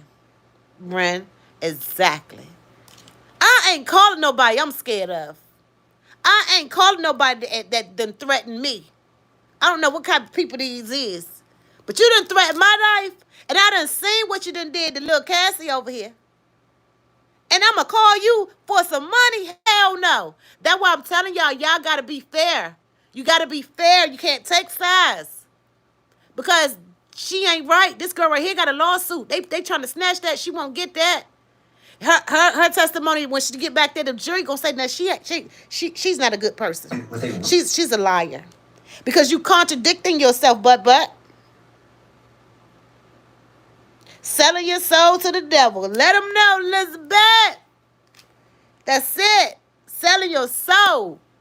Oh, I'm just going to go around him because I'm scared as hell. I'm scared as hell. He going to knock my ass over the damn head. But hell, my pockets is low. So I'm about to pick up this damn phone and I'm about to call her. Hey, Puffy, how you doing, but? Yeah, baby. Yeah, I know. I was wrong. I was wrong. And I know you ain't do that to Cassie. I know Cassie be exaggerating. But I just know I need a job. Because what the hell? Brent said, Jaguar told it all, I believe that woman. Yeah. So, baby, we got to be careful putting our mouth on people, honey bun. Because we don't know what is going on. Thank you for the 24 people and the 56 people in the chat. Look at God. Let's listen. Direct. Why did you file your civil lawsuit? When I worked for Sean Combs, I had no sleep, the conditions. In every meeting with the government, did you say that Mr. Combs beat Ms. Ventura? Yes. Why'd you reach out to Mr. Combs? One of the judge on Making the Band, Lori Ann Gibson, I wanted to reach out. At this moment, the defense objected, and it was sustained. How often would you hear from Mr. Combs after you left Diddy dirty money? Sporadic. Why did you reach out? To help Kalina Harper. No further questions. At this moment, she's not credible. For a sidebar. Then the recross began. You admit you reached out to Mr. Combs to re-engage. You claim only to have a relationship with Lori Ann Gibson. Let me tell you something, baby. You right. You better keep that soul, baby. Mine ain't for sale. I'm not selling it, and I'm not selling my children either because I don't care how much money you got. All right? We're not doing that. You have to sue Mr. Combs more, right? Yes. You sued for money, right? For justice. But the suit asks for money, right? Yes. No further questions. After this, the prosecution... This little but said that she's suing for justice. How the hell are you suing for justice for somebody that did you so damn wrong and you done picked the phone up twice to call this man for help? Oh, my God. Baby, you ain't going to get that check. Go fill out you some applications. asked for a redirect again, and they took a break, but then they didn't continue. After this, the government called Carrie Morgan onto the stand. We are currently working on that video, and we'll release it today. Oh, I can't wait for it to get Let me make sure they ain't uploaded it yet. Because this man right here, I love how he do his stuff. Wait, let's damn. I think if your child has... We done missed it, y'all. But when he uploaded, hopefully we still up here. So we can find it, honey. We can find it.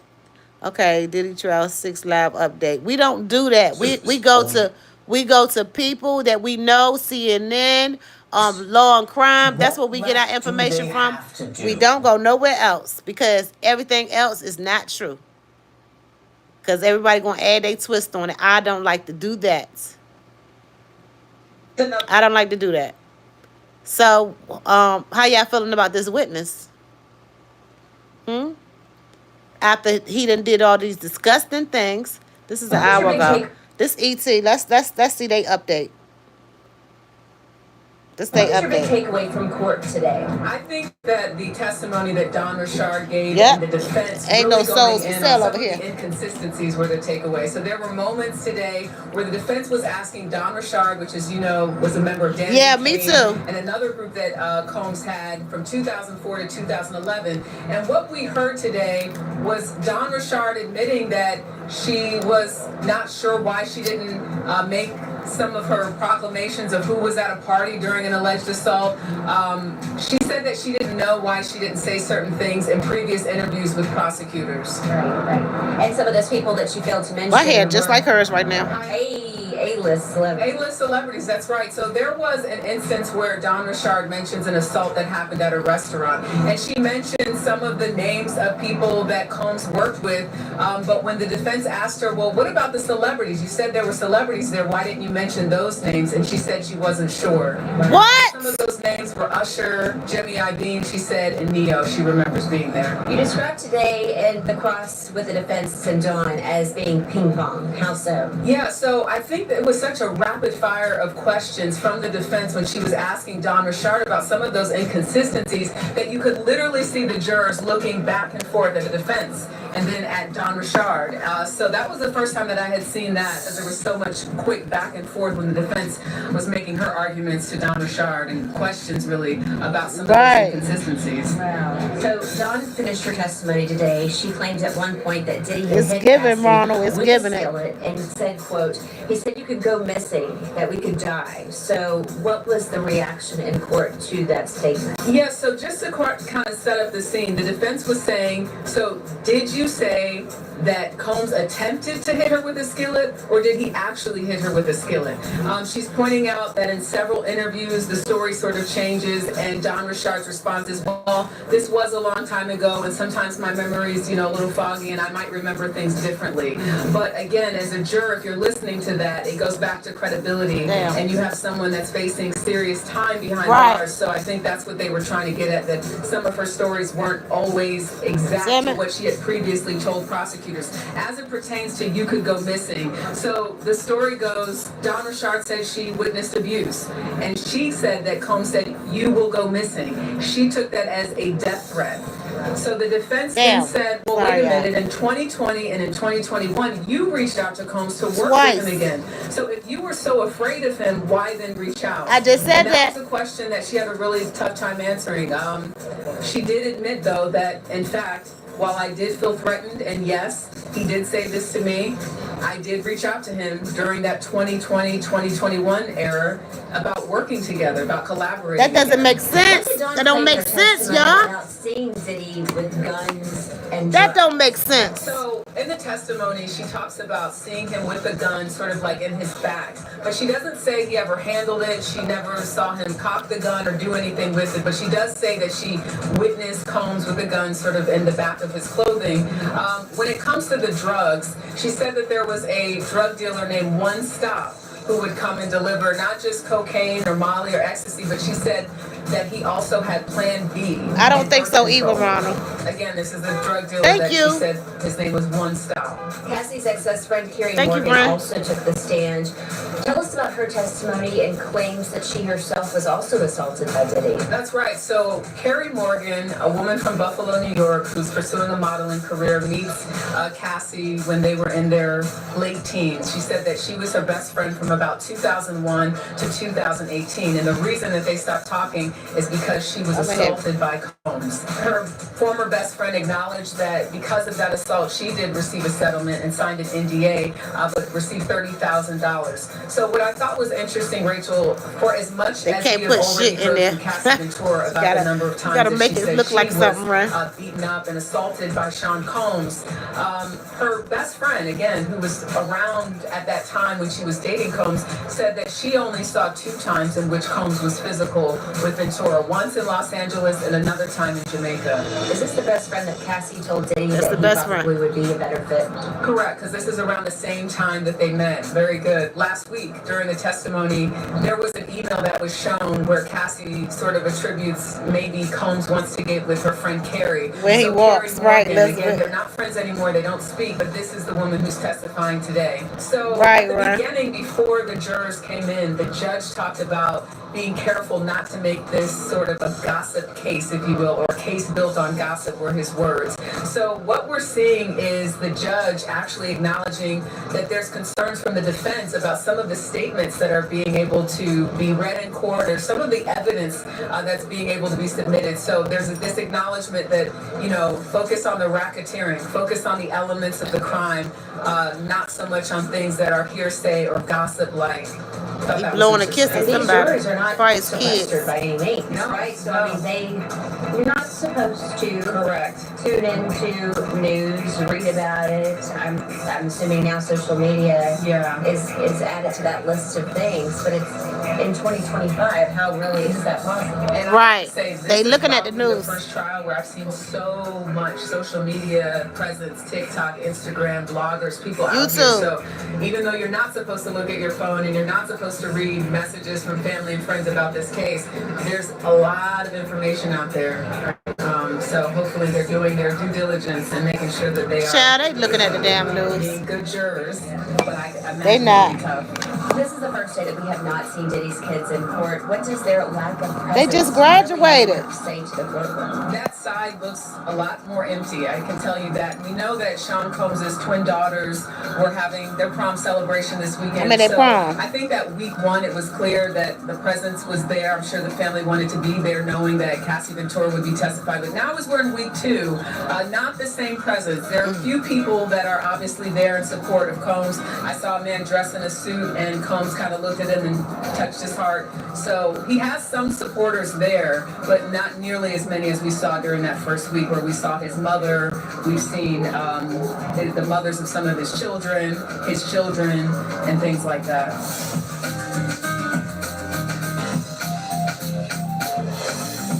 Wow. So her what did Mocha Show at, y'all? So her testimony is gonna be kind of like garbage. They not gonna they probably not gonna deal with that. They probably not gonna deal with that because baby, they probably not gonna deal with that. That's too much. You don't remember this man and threatened you and everything, and you wants to call him twice? Hello there, I'm Eva Pilgrim. Thanks for streaming with us. Week 2 of testimony in the Sean Diddy Combs trial, starting with multiple witnesses who say they saw Diddy being physically violent toward his ex-girlfriend, Cassie Ventura. And for the first time, the public can see the stark visual evidence of the violence Cassie testified that she suffered at the hands of Combs. We want to warn you that some of these images they about to show the fight, y'all. They about a new batch of images showing her bruises. Injuries Cassie described, plus thousands of dollars of cash found in a fanny pack, drugs, and baby oil, all allegedly used during the sex parties witnesses have detailed. Earlier in the day, Don Richard. So let me say this. So they put that baby oil out, but it's not illegal to have baby oil. I thought that they found some illegal things inside of the baby oil because they kept saying it. But they was humiliating him before they even took this to trial. You know, that's what I didn't like. You're not supposed to do that. Hey, Rita. You're not supposed to do that. And this, for the baby oil not to have no illegal substance in it, It should have never been mentioned because you could buy baby oil. It's not illegal. It's not you're not supposed to have 1,000 bottles of baby oil. You can have as many baby oil as you want. So that's why I said they're not being fair. But anyhow, welcome, Rita. Thank you for the 24 people with the thumbs up in the building. Shout out to y'all. Shout out to y'all with the thumbs up in here. I appreciate you. 24. Of the girl group, Danity Kane, wrapped up her testimony against Combs. She allegedly saw Combs abuse Cassie multiple Kane right times there. And urged Cassie to leave him. She testified about one incident saying, quote, Puff and Cassie were in the hallway arguing. He punched her in the face. Sean Combs punched her in the face. But on cross-examination, the defense questioning Richard about changing her story several times over the years. Also taking the stand today, Cassie Ventura's former best friend, Carrie Morgan. She described witnessing Combs assaulting Cassie twice. The first time in a home Combs was renting in the Hollywood Hills. Morgan testified that, quote, I saw him push her. I'm pretty sure he hit her. The second time allegedly happened in Jamaica. Morgan says they were in the bar area of a home when, quote, I heard her screaming. She recalled guttural, terrifying screams. Combs faces the possibility of life in prison if convicted. GHB was in the oil. I haven't heard that, Ren. I gotta look. I ain't heard that. Closely following the case from inside the courtroom. Coming up a little later, we're joined in the studio by one of Sean Combs's 26 thumbs up. I love y'all. Court every day of this trial, but we begin in Lower appreciate Manhattan y'all with our chief investigative correspondent Aaron Kaczynski. He was in court all day. He joins us now outside the federal courthouse. Aaron, former Danity Kane and Diddy Dirty Money member Dawn Richard back on the witness stand today. She says she saw Diddy punch Cassie Ventura in the face. What was the reaction in the courtroom? You know, I think this jury has heard so much already that has been so graphic and disturbing that any one instance hasn't necessarily caused a reaction. The jury was much more interested. I want to know too because I haven't seen that. As her accounts were challenged, but this involves a festival in Central Park where apparently Diddy Dirty Money was going to be 27 thumbs up. I'm appreciating it so good. Out of 50 people. Harper were with Cassie Ventura getting ready. You just seen the news? I got to find that. Home, or his apartment, she testified, when heard screaming, and then with a closed fist saw that Sean Combs had hit Cassie Ventura in the face. And what was notable was how she followed up the testimony that Cassie started crying, came into the bathroom, and immediately started putting on copious amounts of makeup. 29, I love you. Sunglasses to the festival to try and cover up the injury. And Dawn Richard said she and Kalina Harper donned sunglasses also a form of solidarity. Yeah, there were some things, Aaron, that Richard was not allowed to talk about on this stand. Okay. Talk to us about this. Yeah, the defense had tried to limit the scope of her testimony, in some cases successfully, because the defense believes that much of Richard's account and much of the prosecutor's whole case is based on gossip. Let me read. Let me get her some attention. Hold on. Wait a minute, y'all. Let's give him some attention. Oh, I done read it wrong. I about to get you facing. It said Diddy goes to jail and Trump will pardon him. Oh, okay. I done read it wrong. I'm sorry. Yeah. Y'all think so? You think so? I heard somebody else say that too yesterday, that he might pardon him. With a frying pan, the instance where punched her with a closed fist. Oh no, they don't want him in jail, baby. That she said Dump can't go to jail. They don't like that. Nope. That's why I said I don't like. Let me tell you something. I'm not about to get into no damn politics either. But I'm gonna say this: they don't want him. Dump can't go to jail. He the perfect thing. He the best thing in America. They love him. Oh my God, this stuff right here that Diddy is doing is disgusting. Oh my God, they can't stand it. I just be wanting people to be fair. I wonder if he have been to them parties allegedly. Because they have then said it. Now, I don't know if it's true, but allegedly he have then been there. But listen, Diddy is the worst thing ever in America. Okay? That's why I say you got to be fair. You got to be fair. You got to look at both sides. Okay? Because some people, they're not even sentenced to jail. That, you know, sometimes they want us to, felons, they didn't want us to vote, but they wanted us to vote for one. I'm going to leave that right there, and that's it. the time. You mentioned the jury was much more interested in what happened during her cross-examination.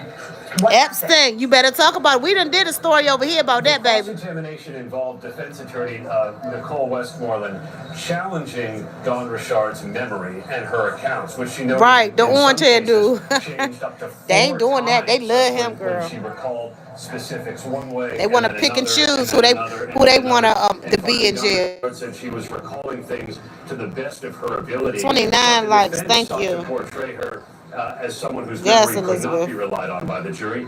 Somebody who was out for money, who sued her, Sean Combs, in civil court, and somebody who may have been out more for revenge because she was angry that Sean Combs eventually dismantled the two groups she was part of, Diddy Dirty Money, and before that, Danity Kane. I also want to talk about the reported freak-off in 2016 at the Intercontinental Hotel in Los Angeles. That came up again I know today. one person can give me a like and give me 30 likes. That was Cassie Ventura's former best friend. What did Carrie say happened after that incident? There we go, revenge. That's right. Ventura left the Intercontinental Hotel, went back to her apartment, her home, and there was Carrie Morgan waiting. She said immediately she saw the black eye that Ventura had testified Combs gave her after the freak-off got violent, and the whole reason why then the subsequent assault in the hallway happened. And then Carrie Morgan said about a half hour later, Sean Combs starts banging on the door with a hammer. Thank you for those little emojis. They cute. She said she heard him yelling. Somebody took their like back. You can have it. I didn't want it. Staff members to try to get him to leave. Police were called, but Cassie Ventura said, and Carrie Morgan backed this up, that nothing ever came of it because Cassie Ventura refused to say anything about Sean Combs and what happened to her. Aaron, I have to ask you, because Combs was sitting just feet away from Dawn Richard and Carrie Morgan in court today. How did he react to seeing them and hearing all of this?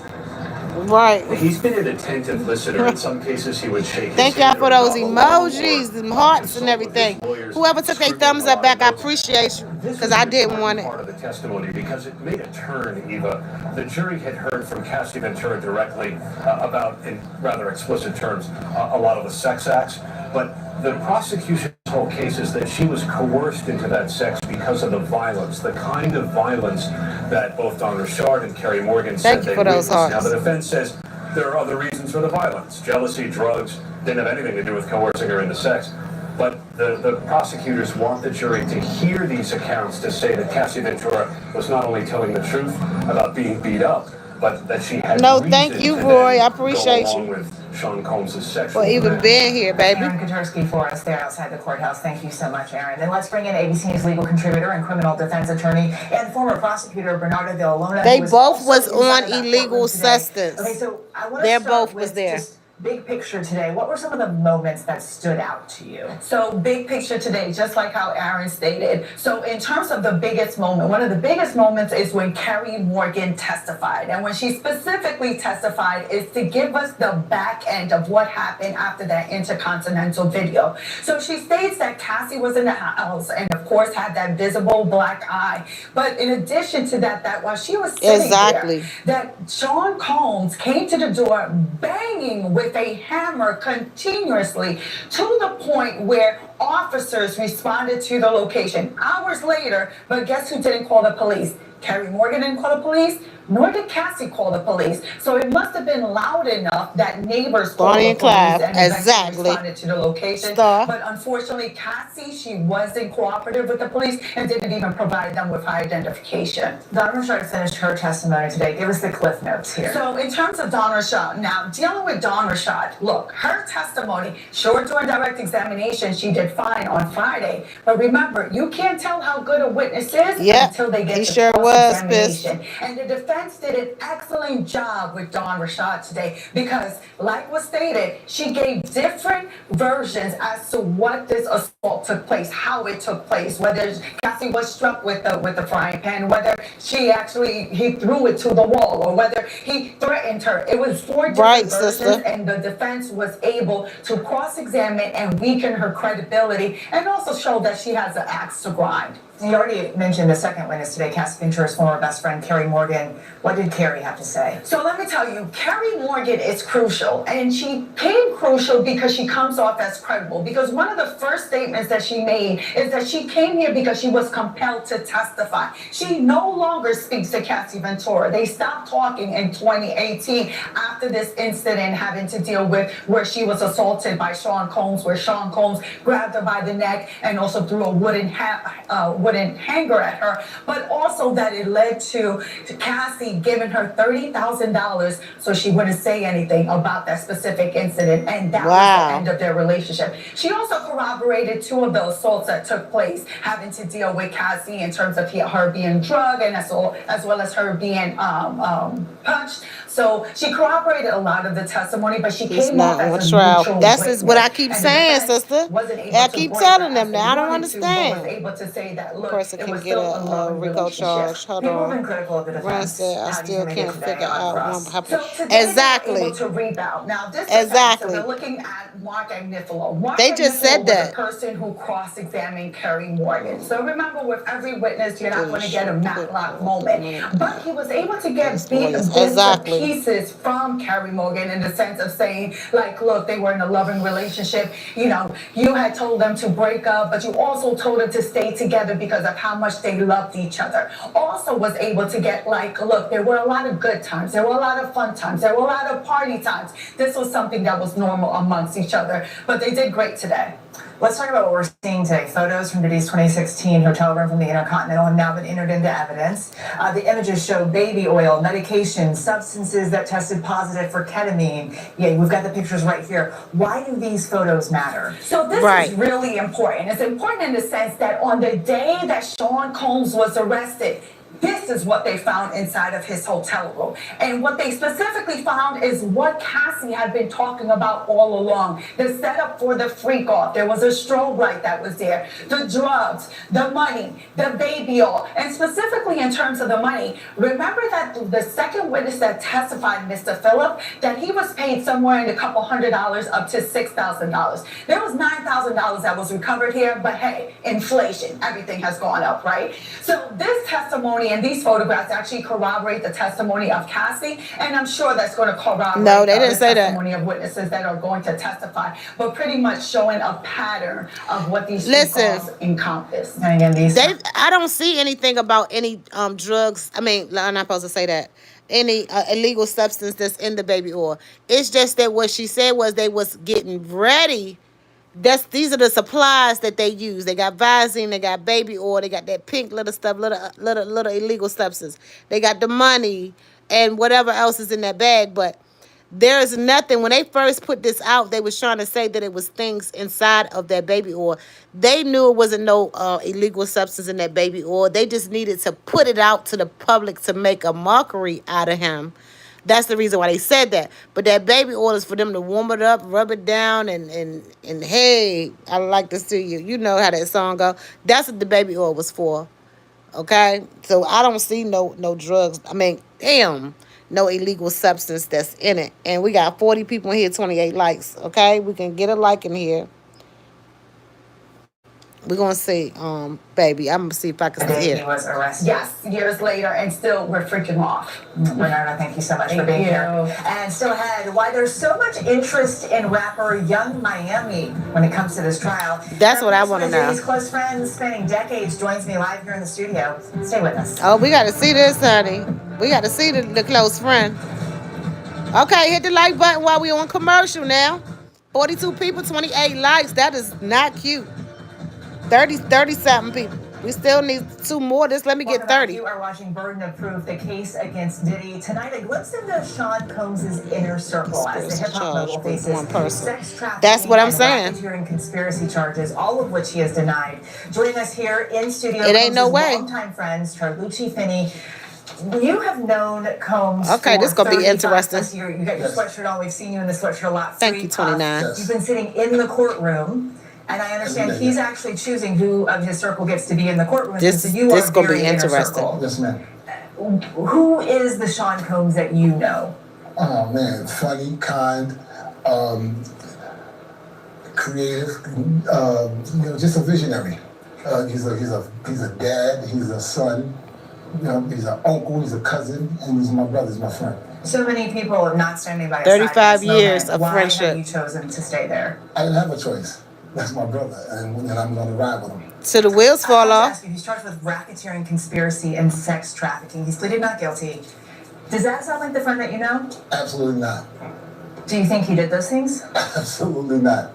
You seem pretty confident of that. Why are you so confident of that? Because that's not who he is. Those are allegations. Again, allegations. Allegations. Right? And they have to prove the allegations. They have to prove that. I've seen nothing, and no one else seen that. The only thing you're hearing about is domestic violence. You're not hearing. Thank you. The sex trafficking. You're not hearing nothing. I'm waiting for what I'm waiting for. I'm waiting for the government to show us everything that they promised us. That's right. I mean, us, I'm talking about the viewers, friends, family. You said he did all these hellacious and crazy things. I want to see it. Let's talk about some of what we've heard. That's what we waiting on. I don't think they're going to show us. Cassie, a lot about how he's controlled her life. Did you know him to be a controlling man? Not really. I mean, he's pretty fair. I mean, choosing the nail polish and the clothes. And I mean, when you're see, right, when sister. you're in music business, right, and you're creative and you're an executive producer, you can't just have your artists just running out, just any way they want to look. It's a look they have to have, right? She has to be clean. Her nails have to be done. Her hair has to be, you know what I'm saying? It's a certain style you give the artist. And Bad Boy had a certain type of style that their artists presented. They represented Bad Boy. Where was the line between artist and his girlfriend? I don't. You would have to ask them on that. I don't know. All I know is that when you're developing an artist, you have an idea of how you want that artist to look. I mean, Prince didn't really walk outside with chaps. That's true. Really didn't walk around the street like that, right? But that was his image, and that's what he needed. Michael Jackson didn't walk around the way he did when he walked on stage with the one glove and the shiny stuff. It's the image, and you have to stick with that image if you're trying to create an artist look. You have to go with the look. There have been some shocking things discussed in court. The freak-offs, for one. Did you know about the freak-offs? No. You didn't know about the freak-offs. When you heard about the freak-offs and what were happening, were you surprised? No, I just thought that was their personal business. It was two consenting adults doing grown consenting adult things that they like to do. Did you ever see or know of Diddy to get violent with Cassie or with anyone else? No. You never saw any violence at all? Never. The surveillance video that is of the hotel that has become pretty infamous at this point. When you watch that video, what do you see? Ren said, why you lying? I see. I see. Come on, baby, keeping it real. What y'all see? I see him in a domestic situation with a girlfriend, and it wasn't good. It's never good. It's never good for a man. Exactly, Elizabeth. Yeah, That's not what he's being charged with. He's being charged with. Thank you. Sex trafficking, racketeering, and prostitution. I want to stick to. That's what I want to talk about. Yeah, I want to talk about that. That's it. Come on. So Cassie testified that was the one time she tried to leave a freak off. The defense has said she was free to go. Do you think she was free to leave? Yes, I agree with the defense. They know more than I would know. That's not my area of expertise. But looking at it and understanding and hearing the testimonies, yes, I agree with them. The drug addiction, the drug use, did you know about that? No, I did not. Did you hear about the overdose? Did you have any idea? Never. You guys are pretty close. I mean, 35 years. Yeah, but certain things, you don't tell the closest people everything. You tell them some things, but you don't tell them everything because there's a life and there's a private life, and that was his private life. Exactly. Life. And he shared that moment amongst them too. Exactly. I have to ask you because people have noticed you and Sean Combs exchanging looks in the courtroom. Yes. What are the looks about? He's telling me, don't worry about him. He's okay. He's focused. He's selfless. So he's concerned about how I feel, how his sister feel, how his mom feel, how his kids feel. He's telling everybody, be calm. I don't want y'all all upset. He's in jail worrying about us. Because you've been walking his family in every day. Yes. Are you going to be there tomorrow? I'll be there every day. Every day till the trial's over. Yes, ma'am. That's right. Thank you so much for coming here today. Thank you for having me.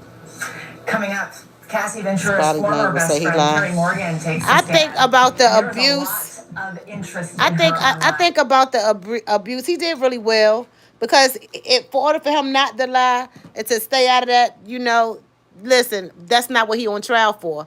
He, like everybody else, well, half of the people, we want to talk about what he's on trial for. We know he did DV. We seen the video of them in that damn hotel. We at the Intercontinental. We know he done that. We know that. It's evidence to that. But all these other charges that they said that this man had did, we need to see them. But they had to put all this disgusting stuff up there when they first arrested him because they didn't want him to be out of jail. They wanted him in jail. Okay? Just be fair. Look at both sides of the stuff so you can sleep at night. What we know about her and why she says she had a falling out with Cassie when we come back. I'm hungry, shit. Oh my God, y'all can't give me one more like. Let me just get 30. I'm over here starving over here and everything. 86 people and I got 29. Let me get one more. But first, let's get you up to speed on some of the other big court cases we're following. Day 18 in the Karen Reed murder retrial in Massachusetts. They're talking about that. Yeah, that's what they're talking about. He testified about a hair sample taken from Reed's SUV, saying he's 95% sure that 99.9% of the population can be excluded, but not excluded. That's a commercial, y'all. Reed has pleaded not guilty. Thank you. Whoever gave me that daggone 30, I love you. I appreciate you. Damn. 32, I love it. That's what I'm talking about. Look down at the bottom. You don't see a dollar sign. I'm not a paid channel. I am a free channel. So I just want a thumbs up. That's it. Appreciate that. Go on. We don't want to hear this now. Go on. Give us what we need to hear. Dolly has pleaded not guilty in that case. Hey, Drew, and the thank trial you. For a former Minnesota Twins pitcher now underway in California. Lord, can we forward this? Is accused of ambushing.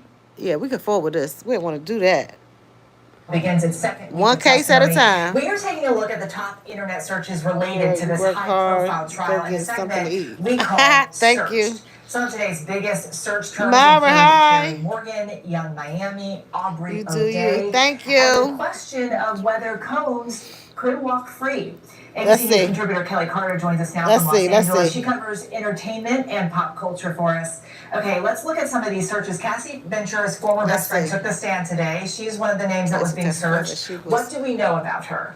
Yeah, here's what we know about her. She was a former model. The two of them met when they were teenagers and eventually lived together at some point. And she, on stand today, she testified that she was assaulted with a wooden hanger, and that action kind of ended her friendship with Cassie. But, she also talked about traveling the world, essentially with her and spending time with Cassie and Sean Combs, and said that there was love there, in her testimony today. Carisha Brownlee, a.k.a. Young Miami, coming up in a lot of searches. Why is everyone so interested in her We want to know what they had going on. Young Miami, who's a city girl, and she dated Sean Combs, and not only dated him, but had a podcast on his network, Revolt Network. And in the first podcast that she had, she sat down and interviewed him about their relationship. My guess is that podcast segment is probably going way up with the numbers right now because people are looking for clues or looking for anything that maybe the two of them would have given in their relationship that might somehow, some way shed a little bit of light about how he operates inside of relationships. Another search we're seeing, Aubrey O'Day. Will she testify? Who is she? Why would she be important? Aubrey O'Day is a former member of Danity Kane, which obviously was the group that was founded on the iteration of Making the Band that Sean Combs oversaw. Listen, the people have been wanting to see Aubrey Day on the stand because she, quite frankly, has been very vocal about what she says are problematic things with Sean Combs. She actually had a solo reality show on Oxygen about 15 years back. J-Lo too, yeah. As I watched every episode of that show, it ended with her making a phone call to him. He did not pick up, but she really, kind of made the point that she wanted to release herself from what she said, were burdens, being tied to Sean Combs at that time. Lastly, we have the search, could Diddy walk free? Yeah, everyone wants to know. I think we're seeing in real time people learning a little bit about the judicial system, which is interesting because unlike the OJ trial from 30 years ago, when we saw, a lot of what happened in courtroom, we're not seeing that. We're only reading about it, and people just want to know what's at stake and if he actually might be able to be found not guilty. Kelly Carter, thank you so much for joining us. Thank you for joining us as well. We'll be back with new episodes every day of the trial. The show streams right here on ABC News Live, Disney Plus, and Hulu weekdays at 5 p.m. Eastern. For even more so y'all, if y'all think that he has a chance of walking, the people that's left in here, can y'all put a 1 in the chat if he's going to be, if y'all feel like, in your opinion, that he's going to be free? And can you put a 2 in the chat if you feel like they're going to send him up the river? With the testimonies that you already heard, being fair. I'm learning about him. Jasmine said he's not innocent. Him and the industry painted that picture. Right, Jasmine. 1, you feel like he's gonna walk. Price said J-Lo came out and said he sexually assaulted her. Well, she need to be up here in the courthouse. She don't need to be sending letters and telling people. She need to be here. Okay? She had a long relationship with her, and they probably scared that they're going to tear her apart because that's what they do, because they be trying to prove everything. So we got 1, 2 ones. Johnson said, Ren said 2. But not life. Okay, you saying he'll go to prison, but not life. Okay, I get that. But where's all the celebrities? Y'all keep it real. Where's all the celebrities and all the other stuff that they said that was going to happen? Myra said you can be. Didn't try. Carisha. Young Miami like he did Casey. Anyway, because Carisha is right, exactly. Too strong for real. They 2 different women. Yeah, but see, this was kind of after Cassie. I mean, after the lawsuit and stuff was trying to come up that he got with Carisha. So I don't know about that. Terry said, hello. I'm scared for her safety. Oh, wow. Brent said, right. Price said, prosecuting the case horribly. That's right. They ain't no these federal charges. Yeah, it's just kind of weird how they doing it. Did anybody else got an idea with somebody in here that can type and say, hey, they doing it like this? They putting up the DV charges. I mean, why are we? It's when you look at the charges, DV is not there. It's not there at all. So why are they doing it like that? I'm not understanding. It's making everybody confused.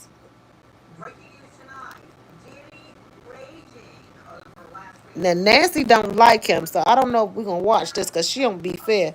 I seen almost every single one episode of Cassie and the allegations about Sean Diddy Combs.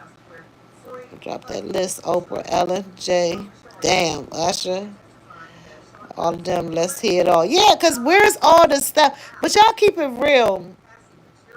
It's the state case. Yeah, because the state take it up.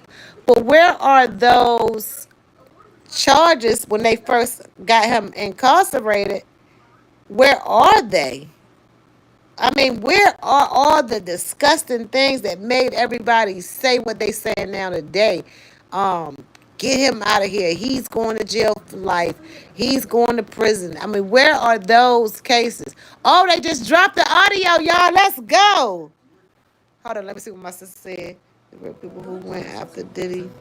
The liquor company. That's right. That liquor company own BlackRock. They own mad pharmaceutical companies and the record labels. Yep, sister. Sorry, confused about this line of questioning too. Okay. Here you go, y'all. This is the other audio. We done seen the other one. They just dropped it 17 minutes ago.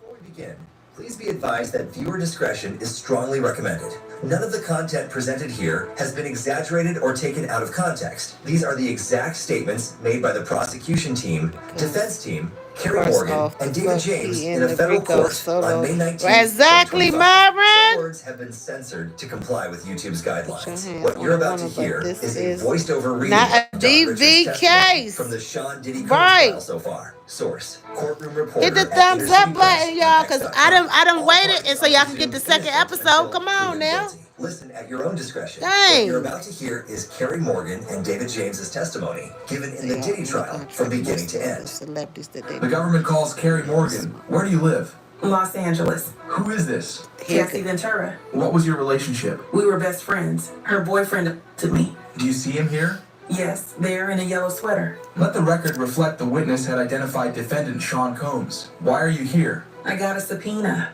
Where did you live with Cassie? Manhattan. Did Cassie drink? Not much. Any drugs? None. What was she doing for work? Liar. Then she recorded me and you. When did you learn they were dating? 2007. Did you travel with Cassie and Mr. Combs? Yes, Ibiza, Miami. What drugs did Mr. Combs provide? Molly, marijuana, ecstasy. Which did Mr. Combs take? All. Did you take drugs alone with Cassie? Opiates. How did Mr. Combs act? He would yell at Cassie. She lost her confidence, big time, lost her spark.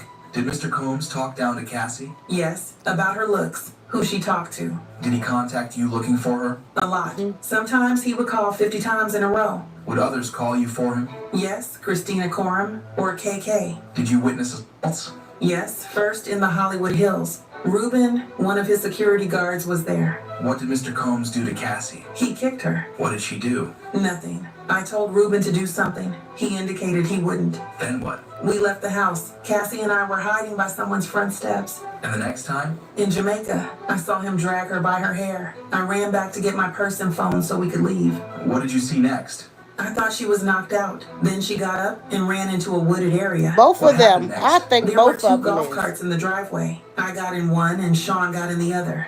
We went in different directions looking for Cassie. Did you find her? Yes. Then we hid in a ditch, whispering. What about the incident at Comstock? Cassie came back with a hoodie covering her face. Then Sean came and tried to get in, hitting the door with a hammer. I called D-Rock. Did he get in?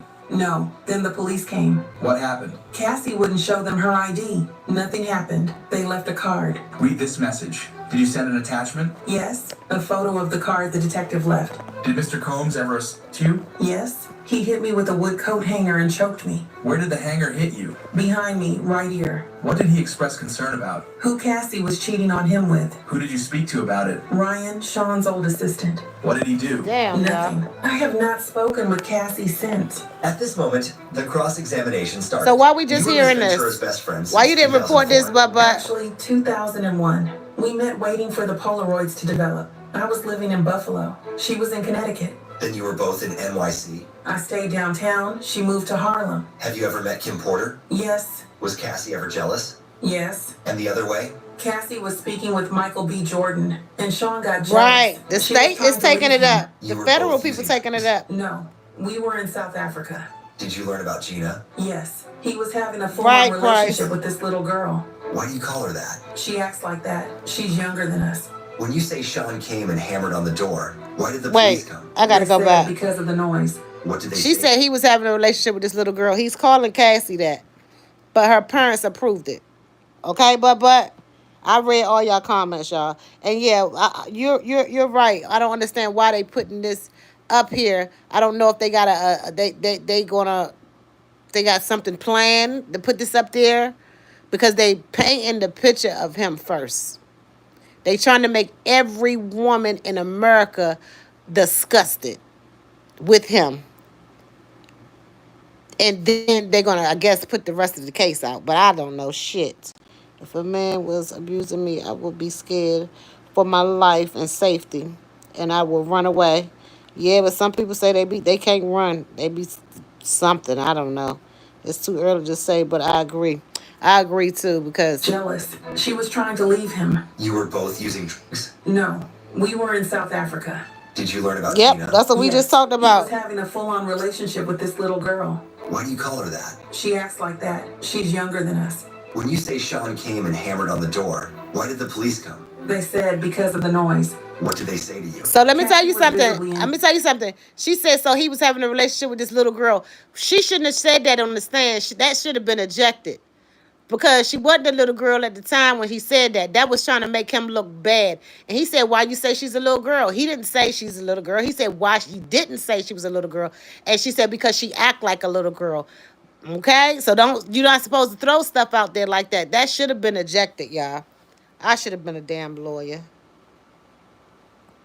But she didn't say anything. You two were best friends for 18 years. Thank you for the now 33. You haven't spoken with her since 2018. That's true. At the danger of being capital obvious, that's a long time. She's moved on. At this moment, the prosecution objected, but it wasn't clear if it was sustained or overruled, and they continued. Why haven't you spoken with her? She did not support me after Sean assaulted me. I tried that line at assault. You reached a settlement with Ms. Ventura? The money came from Mr. Combs. Do you know if Louise Hayes is a self-help author about self-affirmation? Yes. Why did you send him this, with words of encouragement? I don't remember sending it. Okay, I want to show you a few more photos. But first, let's talk about the incident. When None of them are credible, y'all. Were you and Cassie using any drugs at the time? No. What did he say? He said, who was she cheating with? You went to an urgent care and not the hospital? Right. But you told the prosecutors it was bloody, and you went to the hospital. I don't remember that. Look at this. I see that I said that. At this moment, after the defense ended their cross-examination, the prosecution recrossed.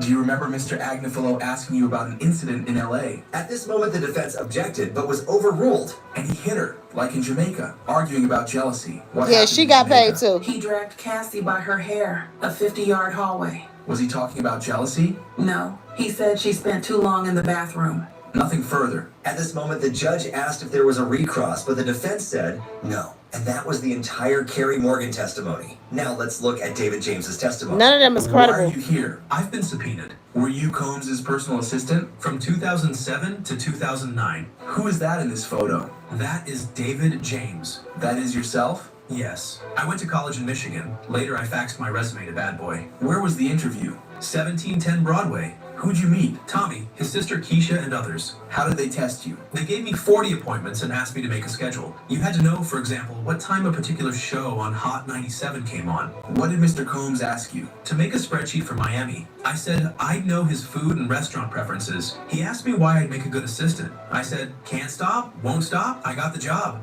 Did he have others? Ms. Robles, Mr. Barber. Others. What would you do as assistant? Bad Boy to 5, then out to dinner, then to the studio to 3 a.m. We'd get a call time at the end of the night. Did you travel with Mr. Combs as well? Yes. Who were the security staff? D-Rock, Bonds, Uncle Paulie. You work 20 hours a day? Yes, security did too. What did security staff tell you? To stay in my lane. Who said that? Bond Uncle Paulie. Focusing on his personal chef. Who is it? Chef Jordan? Did Mr. Combs have girlfriends then? Kim Porter. Sarah, Tara, Yana, and Cassie. What was your first conversation with Cassie? We were on Star Island. Carrie Morgan was there too. Cassie said, this lifestyle is crazy. I asked her, why don't you leave? She said, Sean controls my life, my music. He pays for my apartment. Next conversation. Never came out. Did you overhear a Sean controls my life, my music, and he pays for my apartment. Do y'all hear that? Sean controls my life, my music, and he pays for my apartment. Okay. So let's not let him pay for the damn apartment and move the hell on. That lets you know he pays for my apartment. So you endured all this bullshit, SHIT, because he pays for your apartment. Y'all see it? Y'all see it? Y'all see it? Y'all see it? So she couldn't leave because he pays for the apartment. Conversation? Yes. Mr. Combs said, Kim is my queen, out in LA with my family. He said, I have Cassie right where I want her. She's young and moldable. Your Honor, how much longer do you want to go? This would be a good place to break. At this moment, the judge ended the day, and that was it for the day in the Diddy trial. What do you think about Carrie Morgan and David James's testimony? Do you think they can be helpful to convict Diddy? Let me know in the comments down below. Wow. Chevy is called the heartbeat of America. Wow. She said she couldn't leave because he paid for her damn apartment. So they were saying that she already had money. So where was the money at if she couldn't leave because he paid for that damn apartment? Damn Brent said she could have got a damn job and left shit. She wanted to live that type of lifestyle. Y'all got some sense in here. Yeah, we can't just blame one person. We have to take accountability for our own actions. We have to. Look at him. She's smiling and everything. Sounds like a money grab to me. That's what they saying, sister. She seems to enjoy. That's right. The F-offs, the freak-offs, according to her testimony, and defense called her out. They did. Look at her. She's so beautiful. Oh, look at her. Yeah, but you said he paid for your apartment. You should have never said that. So I'm just going to stay. I mean, he whooping my ass and hitting me and slamming my ass and every damn thing. But, baby, he controls everything. And he pays my apartment. Don't let him pay for your apartment. Where's your damn parents? Your mama get ready to get on the damn stand. They're going to ask her that. Mama should have just not even got involved. Because you let this man keep your child. The only song I know is just me. Yeah, because she ain't had time. She had time. She was freaking off and everything, him and her. And they said that he is a junkie. Somebody said that in the chat. But she was also doing the junkiness too. Nobody's not doing that. They not. You got to be fair. Why she called Nicki Minaj out? Chad, I don't know. It's a mess. We got 33 people in here. I'm not about to go pull up another one because it's taking me forever to get some thumbs up. Damn. Why didn't she go to school and get a job? I don't know, because she was with a billionaire at 18, 19 years old. She wouldn't think about doing none of that. Let's see what they talking about. I'm going to do this last one. Consensual, that she was a willing participant, which could be a defense to the charges that he... Wait, let's go back, because we done missed that. Hold on. Help set them up. You have to imagine the prosecution knew that all of these past messages she had with Combs and her seemingly staying with him for 11 years. The billionaire cash. She talks about her trauma. Defense counsel, and she should have gave him some of the questioning by defense Kim counsel Porter, for 2 days. Jamie Foxx, and Albert Shore got right. Ventura Fine with all of this evidence to suggest that everything was consensual, that she was a willing participant, which could be a defense to the charges that he's facing. Messages where she wrote him, "I love you so much."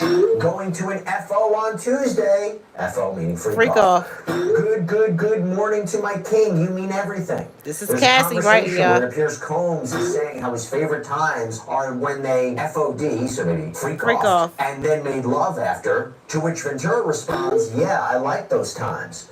Combs writes, "Anything you need me to get or set up in case we want to FO?" Ventura responds, "Oh, hit whoever would turn you on to see me with." Then there was this message. "Wish we could have FO'd before you left. My period is over."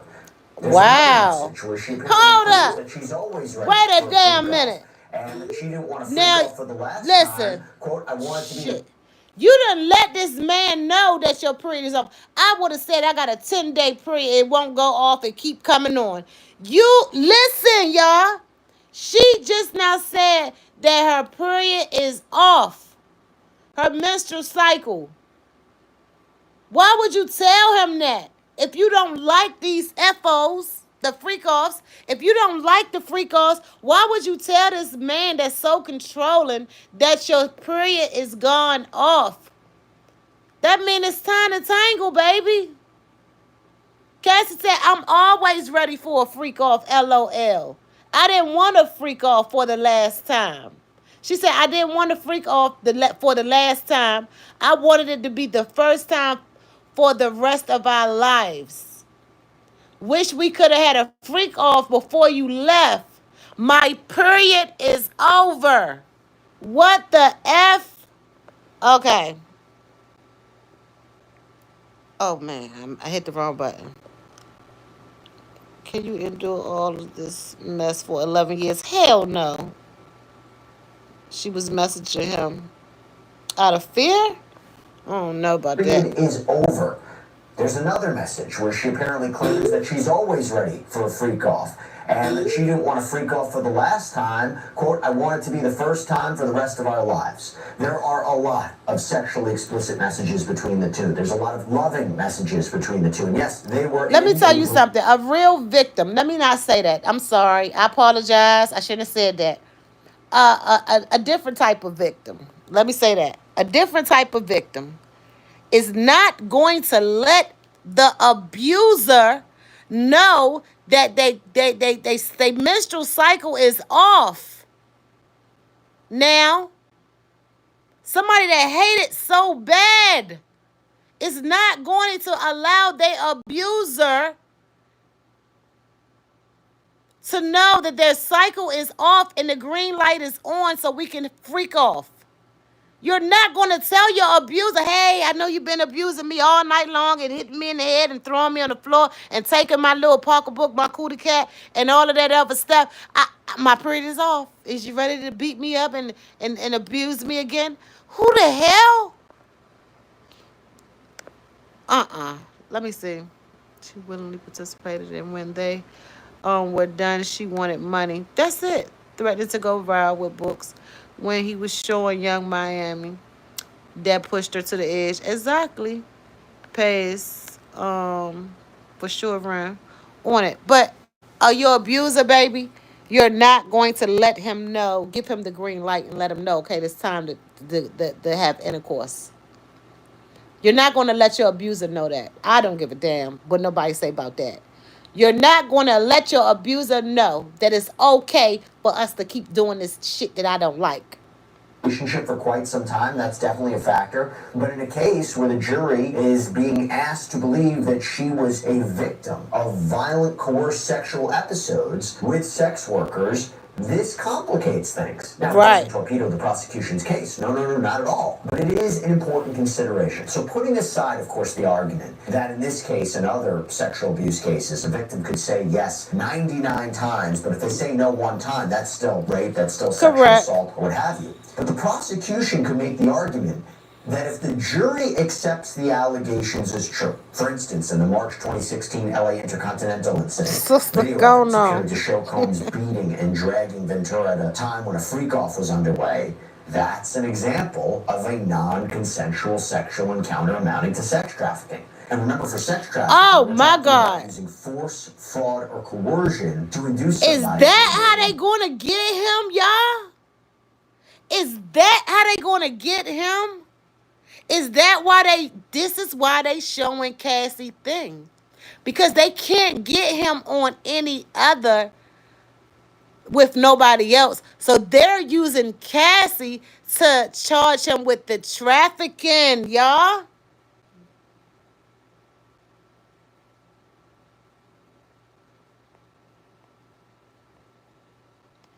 That's how they gonna get him.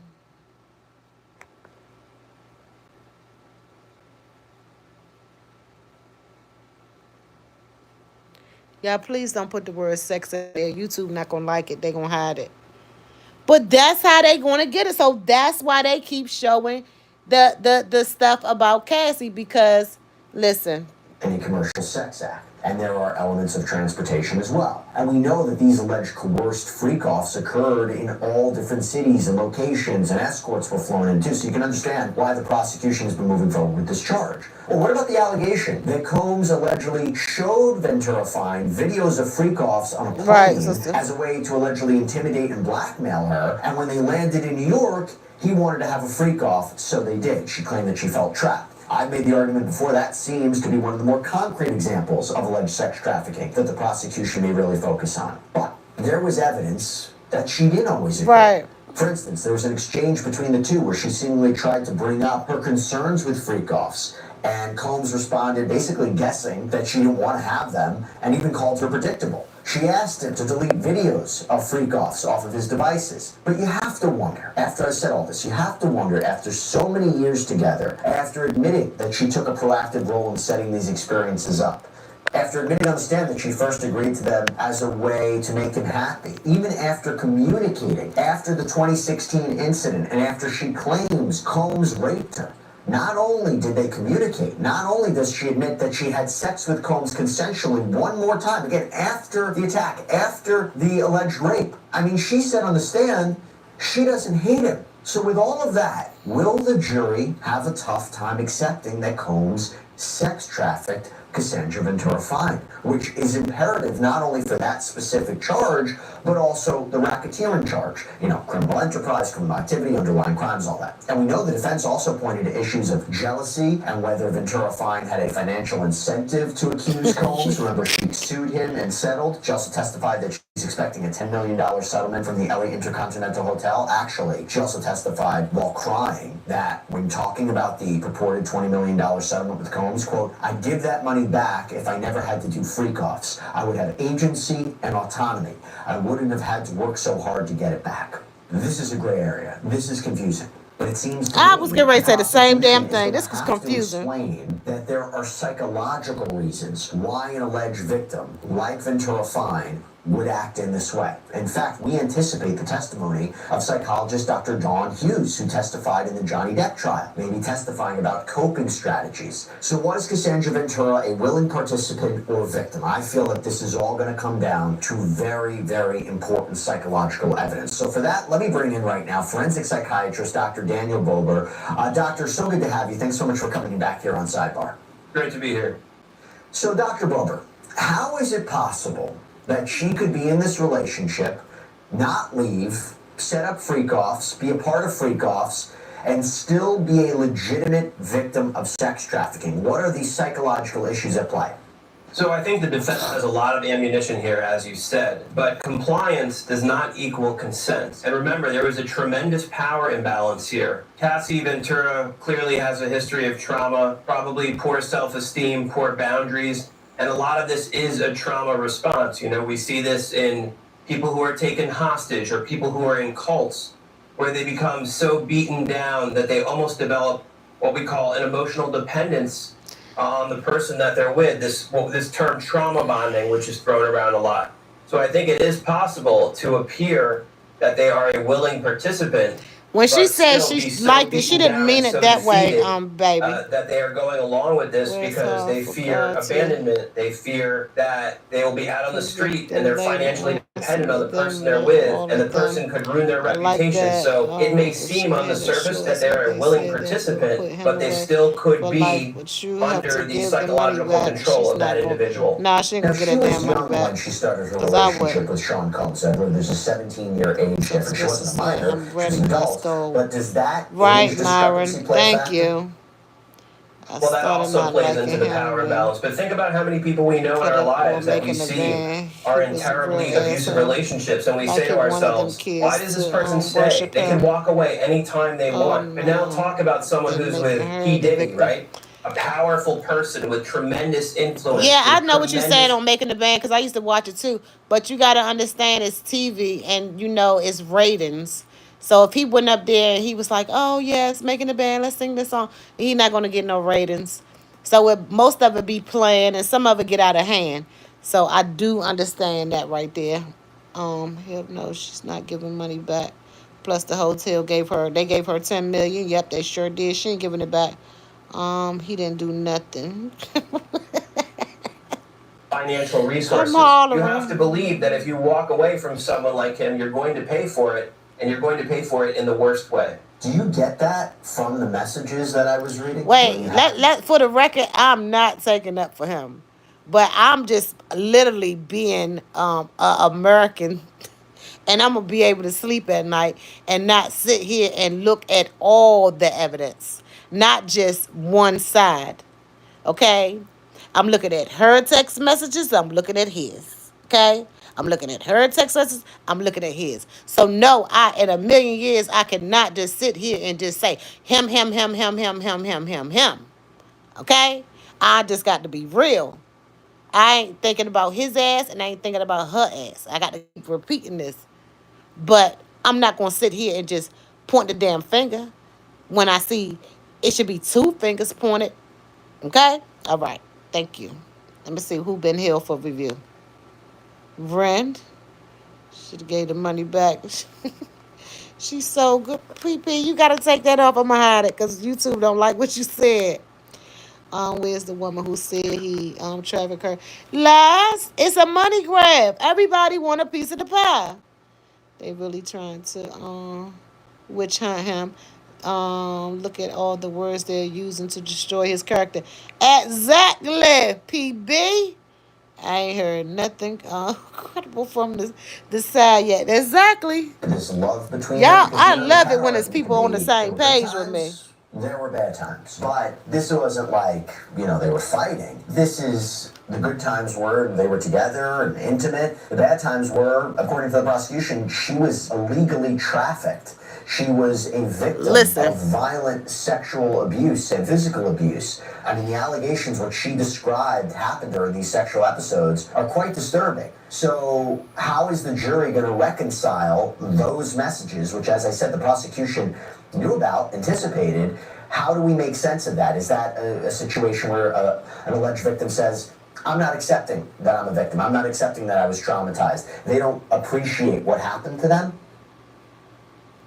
So one person could look at it and say there's good times and there's bad times, and another person could look at it and say this woman did whatever she needed to do to survive, right? She knew that she had to go along with this. Maybe those times that seemed loving over text, maybe she was just saying that. Maybe she didn't really mean it. That's an alternative theory too. What? This concept of cognitive dissonance, right? Where we have conflicting feelings, values, and emotions. We know that someone has hurt us, but then we say, but he must really love me. So it's things that we go through in our minds, normalization and rationalization, so that we can make it through our everyday lives. So you trying to tell me that the text message that she wrote, y'all gonna put that in court to say, yeah, she wrote it, but she didn't mean it.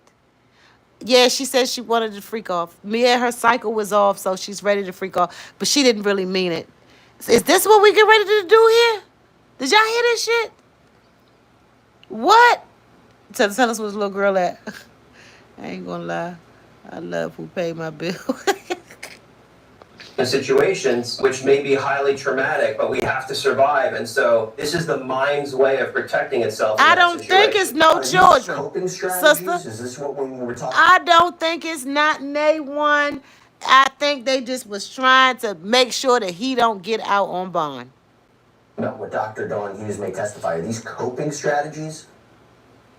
Yes, it is, and I think it's really going to come down to the psychological testimony. And there's this concept of delayed recognition, right? Also a survival mechanism where people don't necessarily recognize. Yeah, please like, comment, and subscribe to this channel. Is a traumatic event, so there's that as well. Now, the reason I'm putting forward these questions is not as if I'm saying I don't believe Cassandra Ventura fine, but I am posing the questions that if you read social media and you read YouTube comments, there are people who don't believe her. And so she might not be telling the truth. He's innocent until proven guilty. Or we're anticipating what the prosecution is going to have to argue to the jury to make sense of a lot of what they heard during cross-examination. So I just want to make that caveat. And I say that because now I have to ask this question. She claims she was raped. And then she says at a later time she had consensual sex with Sean Combs. How is it possible that someone could be raped by an attacker and then have consensual sex with them at a later time? Again, assuming these allegations. Wow, that's tough right there. Listen to that. Well, I mean, I think it's very possible, right? Listen to that. He said, how could you say that you've been the R word from somebody, but a couple weeks later, you have consensual relations with a person? Talk to me. Talk to me. That's cold. The justice system failed again. Yep. They denied that man bail without proper evidence. Let them know, sister. Hell, even judge said it today before Dawn took the stand. Y'all need to be aware this is getting to a little. Yeah, the gospel thing. Yeah, we saw that. Yeah, but I want y'all to hear this one more time. Because listen. Jury to make sense of a lot of what they heard during cross-examination. So I just want to make that caveat. And I say that because now I have to ask this question. She claims she was raped. And then she says at a later time she had consensual sex with Sean Combs. Make that make sense. How is it possible that someone could be raped? That means she wanted to do it. Consensual means that, hey, baby, let's lay down and let's do what we need to do. Okay, baby. That's consensual. The R word, no, no, no, get off me. Okay? So what victims are out here after being R word, having consensual relations with their abuser, with their R-worder? Somebody tell me.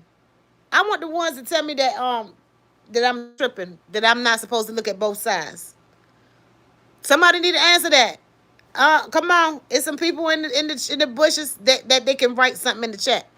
Who gets R-word and then have consensual relations with the person that R-word you? I'm going to wait. I want to hear somebody say that. Because, everybody been making excuses and looking at one side. I want somebody to write it. I'm waiting.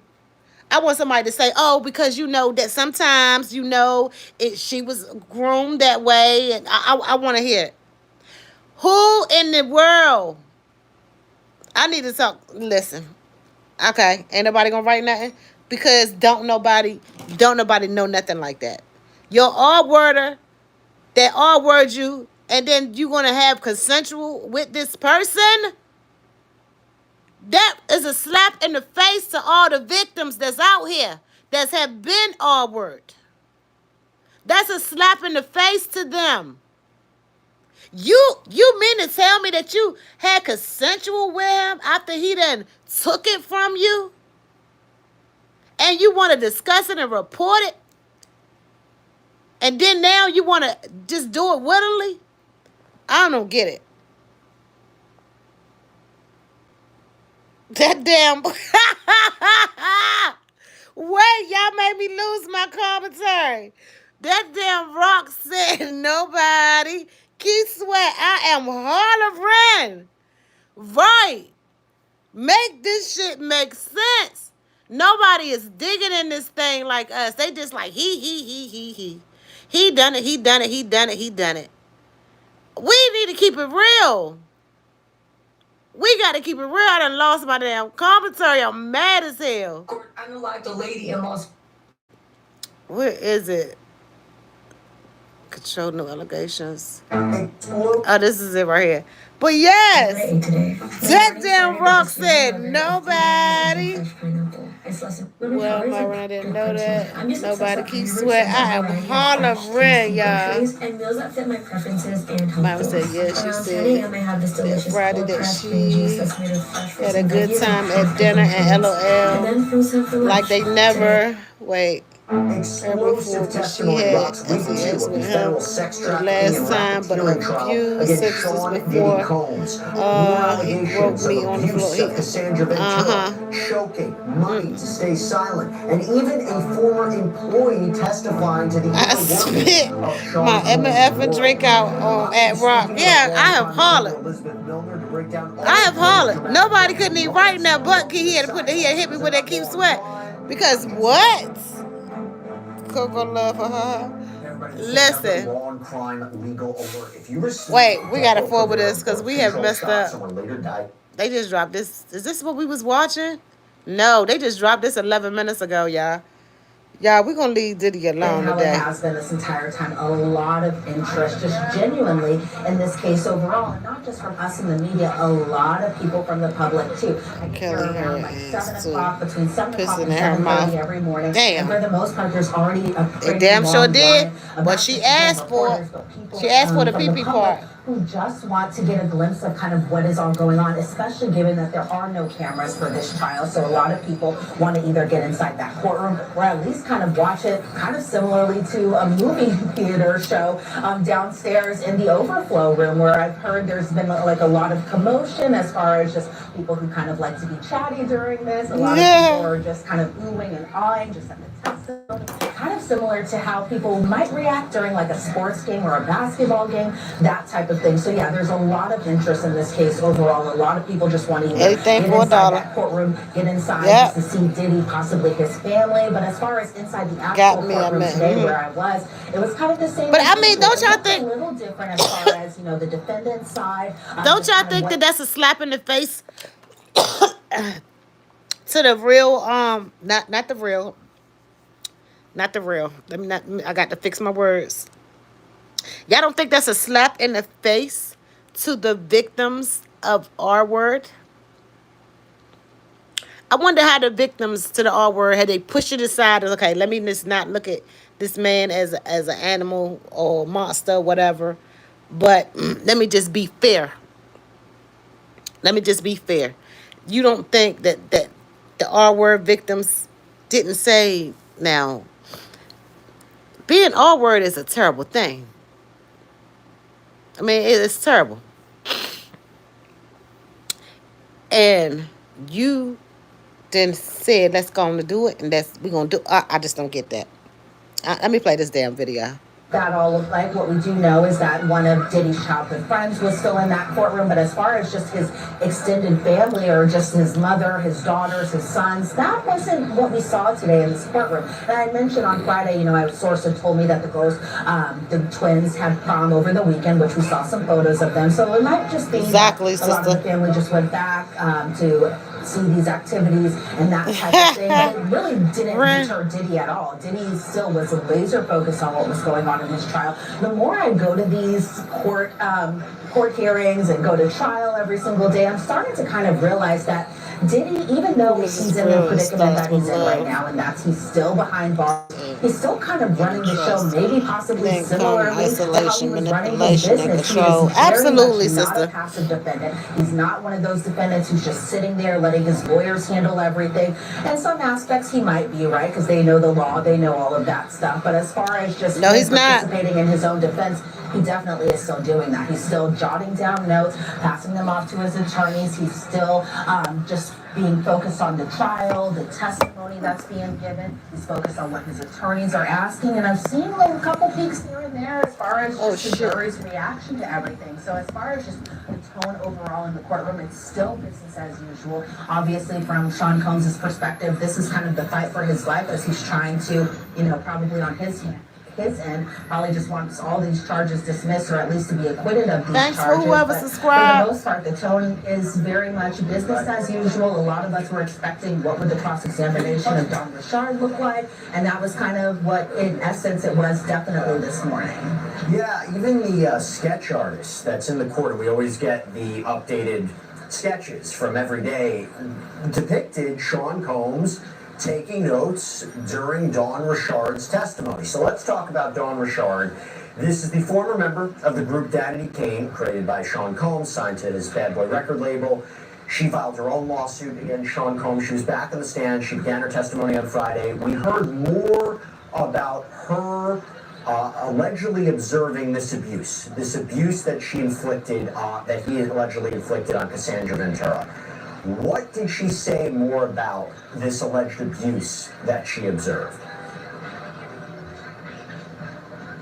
Yeah, so on Friday when we left testimony, Dawn Richard was still under direct, so they kind of picked back up from direct this morning. And pretty much what she left on Friday was that she was talking about this incident involving an egg skillet, something that's kind of been deemed the egg skillet incident as far as court goes today. And it was a situation where she had witnessed Diddy being physically assault his then girlfriend, of course, that being Cassie Ventura, and said at the day after this incident had happened that they were in the recording studio downstairs at Diddy's home, and essentially Diddy brought Dawn Richard and her then bandmate Kalina Harper some flowers, and essentially said something along the lines of, don't say anything because where I'm from, people go missing. So when we left off on Friday, Mark Agnifilo was just like, hold up, objection. That objection actually ended up being overruled, so we kind of picked up from where that was. And so today, Dawn Richard was pretty much kind of picking back up for the aftermath of this egg skillet incident where Diddy had said that this relationship was something of passion with him and Cassie, and that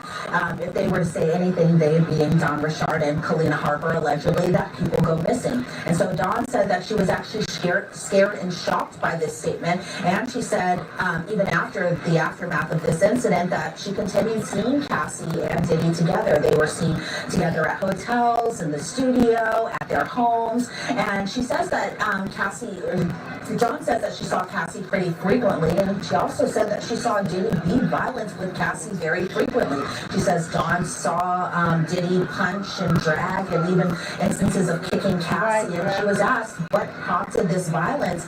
Dawn, because while she was on the stand, she's very soft-spoken. She seemed a little bit nervous just overall about testifying today, and so she was very soft-spoken when she was saying these words, and she said that this violence would be prompted just at random. She said Cassie would just be speaking up for herself, and then something like this would happen. Dawn said that Cassie has a very quiet demeanor, something that I kind of had witnessed when she was testifying today, and that Diddy just wasn't having that as far as her pretty much essentially speaking up for herself. And then there was other instances where she was asked, who was all there when you witnessed Diddy being physically violent with Cassie? And she mentioned names such as Harve Pierre, who is the former president of Bad Boy. She mentioned Mia, who had worked for Diddy. She mentioned Capricorn Clark, also a former employee of Diddy. She also mentioned D-Rock. But where's all these damn celebrities that they said that was supposed to go down, and they had a list of A-listers. They said they had a list of A-list celebrities. They said they had underage people. They said they had all of this stuff. Underground tunnels and every damn thing that everybody done said. I ain't seen none of that shit, and we got 6 weeks to go. July the 10th, this case is going to be over. I'm confused. Because when this thing, they're not bringing nobody out. That's why they wanted him incarcerated, because they needed to be in that house and pull everything. Picked up the phone, allegedly. Hey, A-lister, I seen this video of you in here. Okay, listen, I need you to put that video up, and I need you to tuck it, burn it, and destroy it. And when I see you do that, I will send you $20 billion. Okay? Because and each one of the officers, we need to see if the officers are still working there that ran into his house. Because everything has really changed now to we are all confused. They said all that too.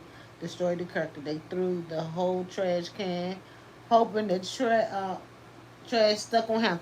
Exactly. And that's not right. That's why I said people need to listen to the trial. Don't convict a person that's not trying to be convicted yet.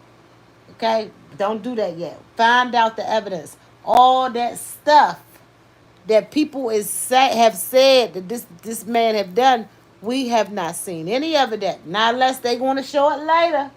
But that's what you told us. You done interviewed all these people, all these children. That's what you told us. And that's what we want to see, because that's what you done said. You done painted this man character like that. Got us thinking that he is doing this, that, and the third. Yeah, I heard the leak prison call. What was the piece about? That was orchestrated. That was not real. That wasn't real. They made that video. Somebody probably got 1 trillion views off of that, but they made that. I am so damn hungry. My damn stomach I felt that hit my back. What the hell? Yeah, it was fake. It was absolutely fake. But y'all, I'm gonna get off of here, but I'm gonna be here tomorrow because I don't open up the shop until Wednesday. So I'm gonna get off here, but I will be here tomorrow. I don't have to take my brother to work tomorrow in the morning, so I will be live as soon as the trial start. But I appreciate all of you guys. I appreciate it. It was just like pulling teeth to get my little thumbs up over here. Let me see this last comment right here. other pieces was watching. But I appreciate everybody engaging and everything. I love y'all. I will see y'all on tomorrow. I see y'all tomorrow. As soon as court start, we gonna be in there. I'm gonna be there, have my food and everything, and that's what I'm gonna be doing. But anyhow, peace. Y'all just be fair with yourself. Just make sure that you be fair. Look at both sides because it's not good to be accused of something and you done did half of it, but you ain't did all of it now. Okay? I enjoy all y'all family. See y'all tomorrow. Good night. Love you guys. Bye.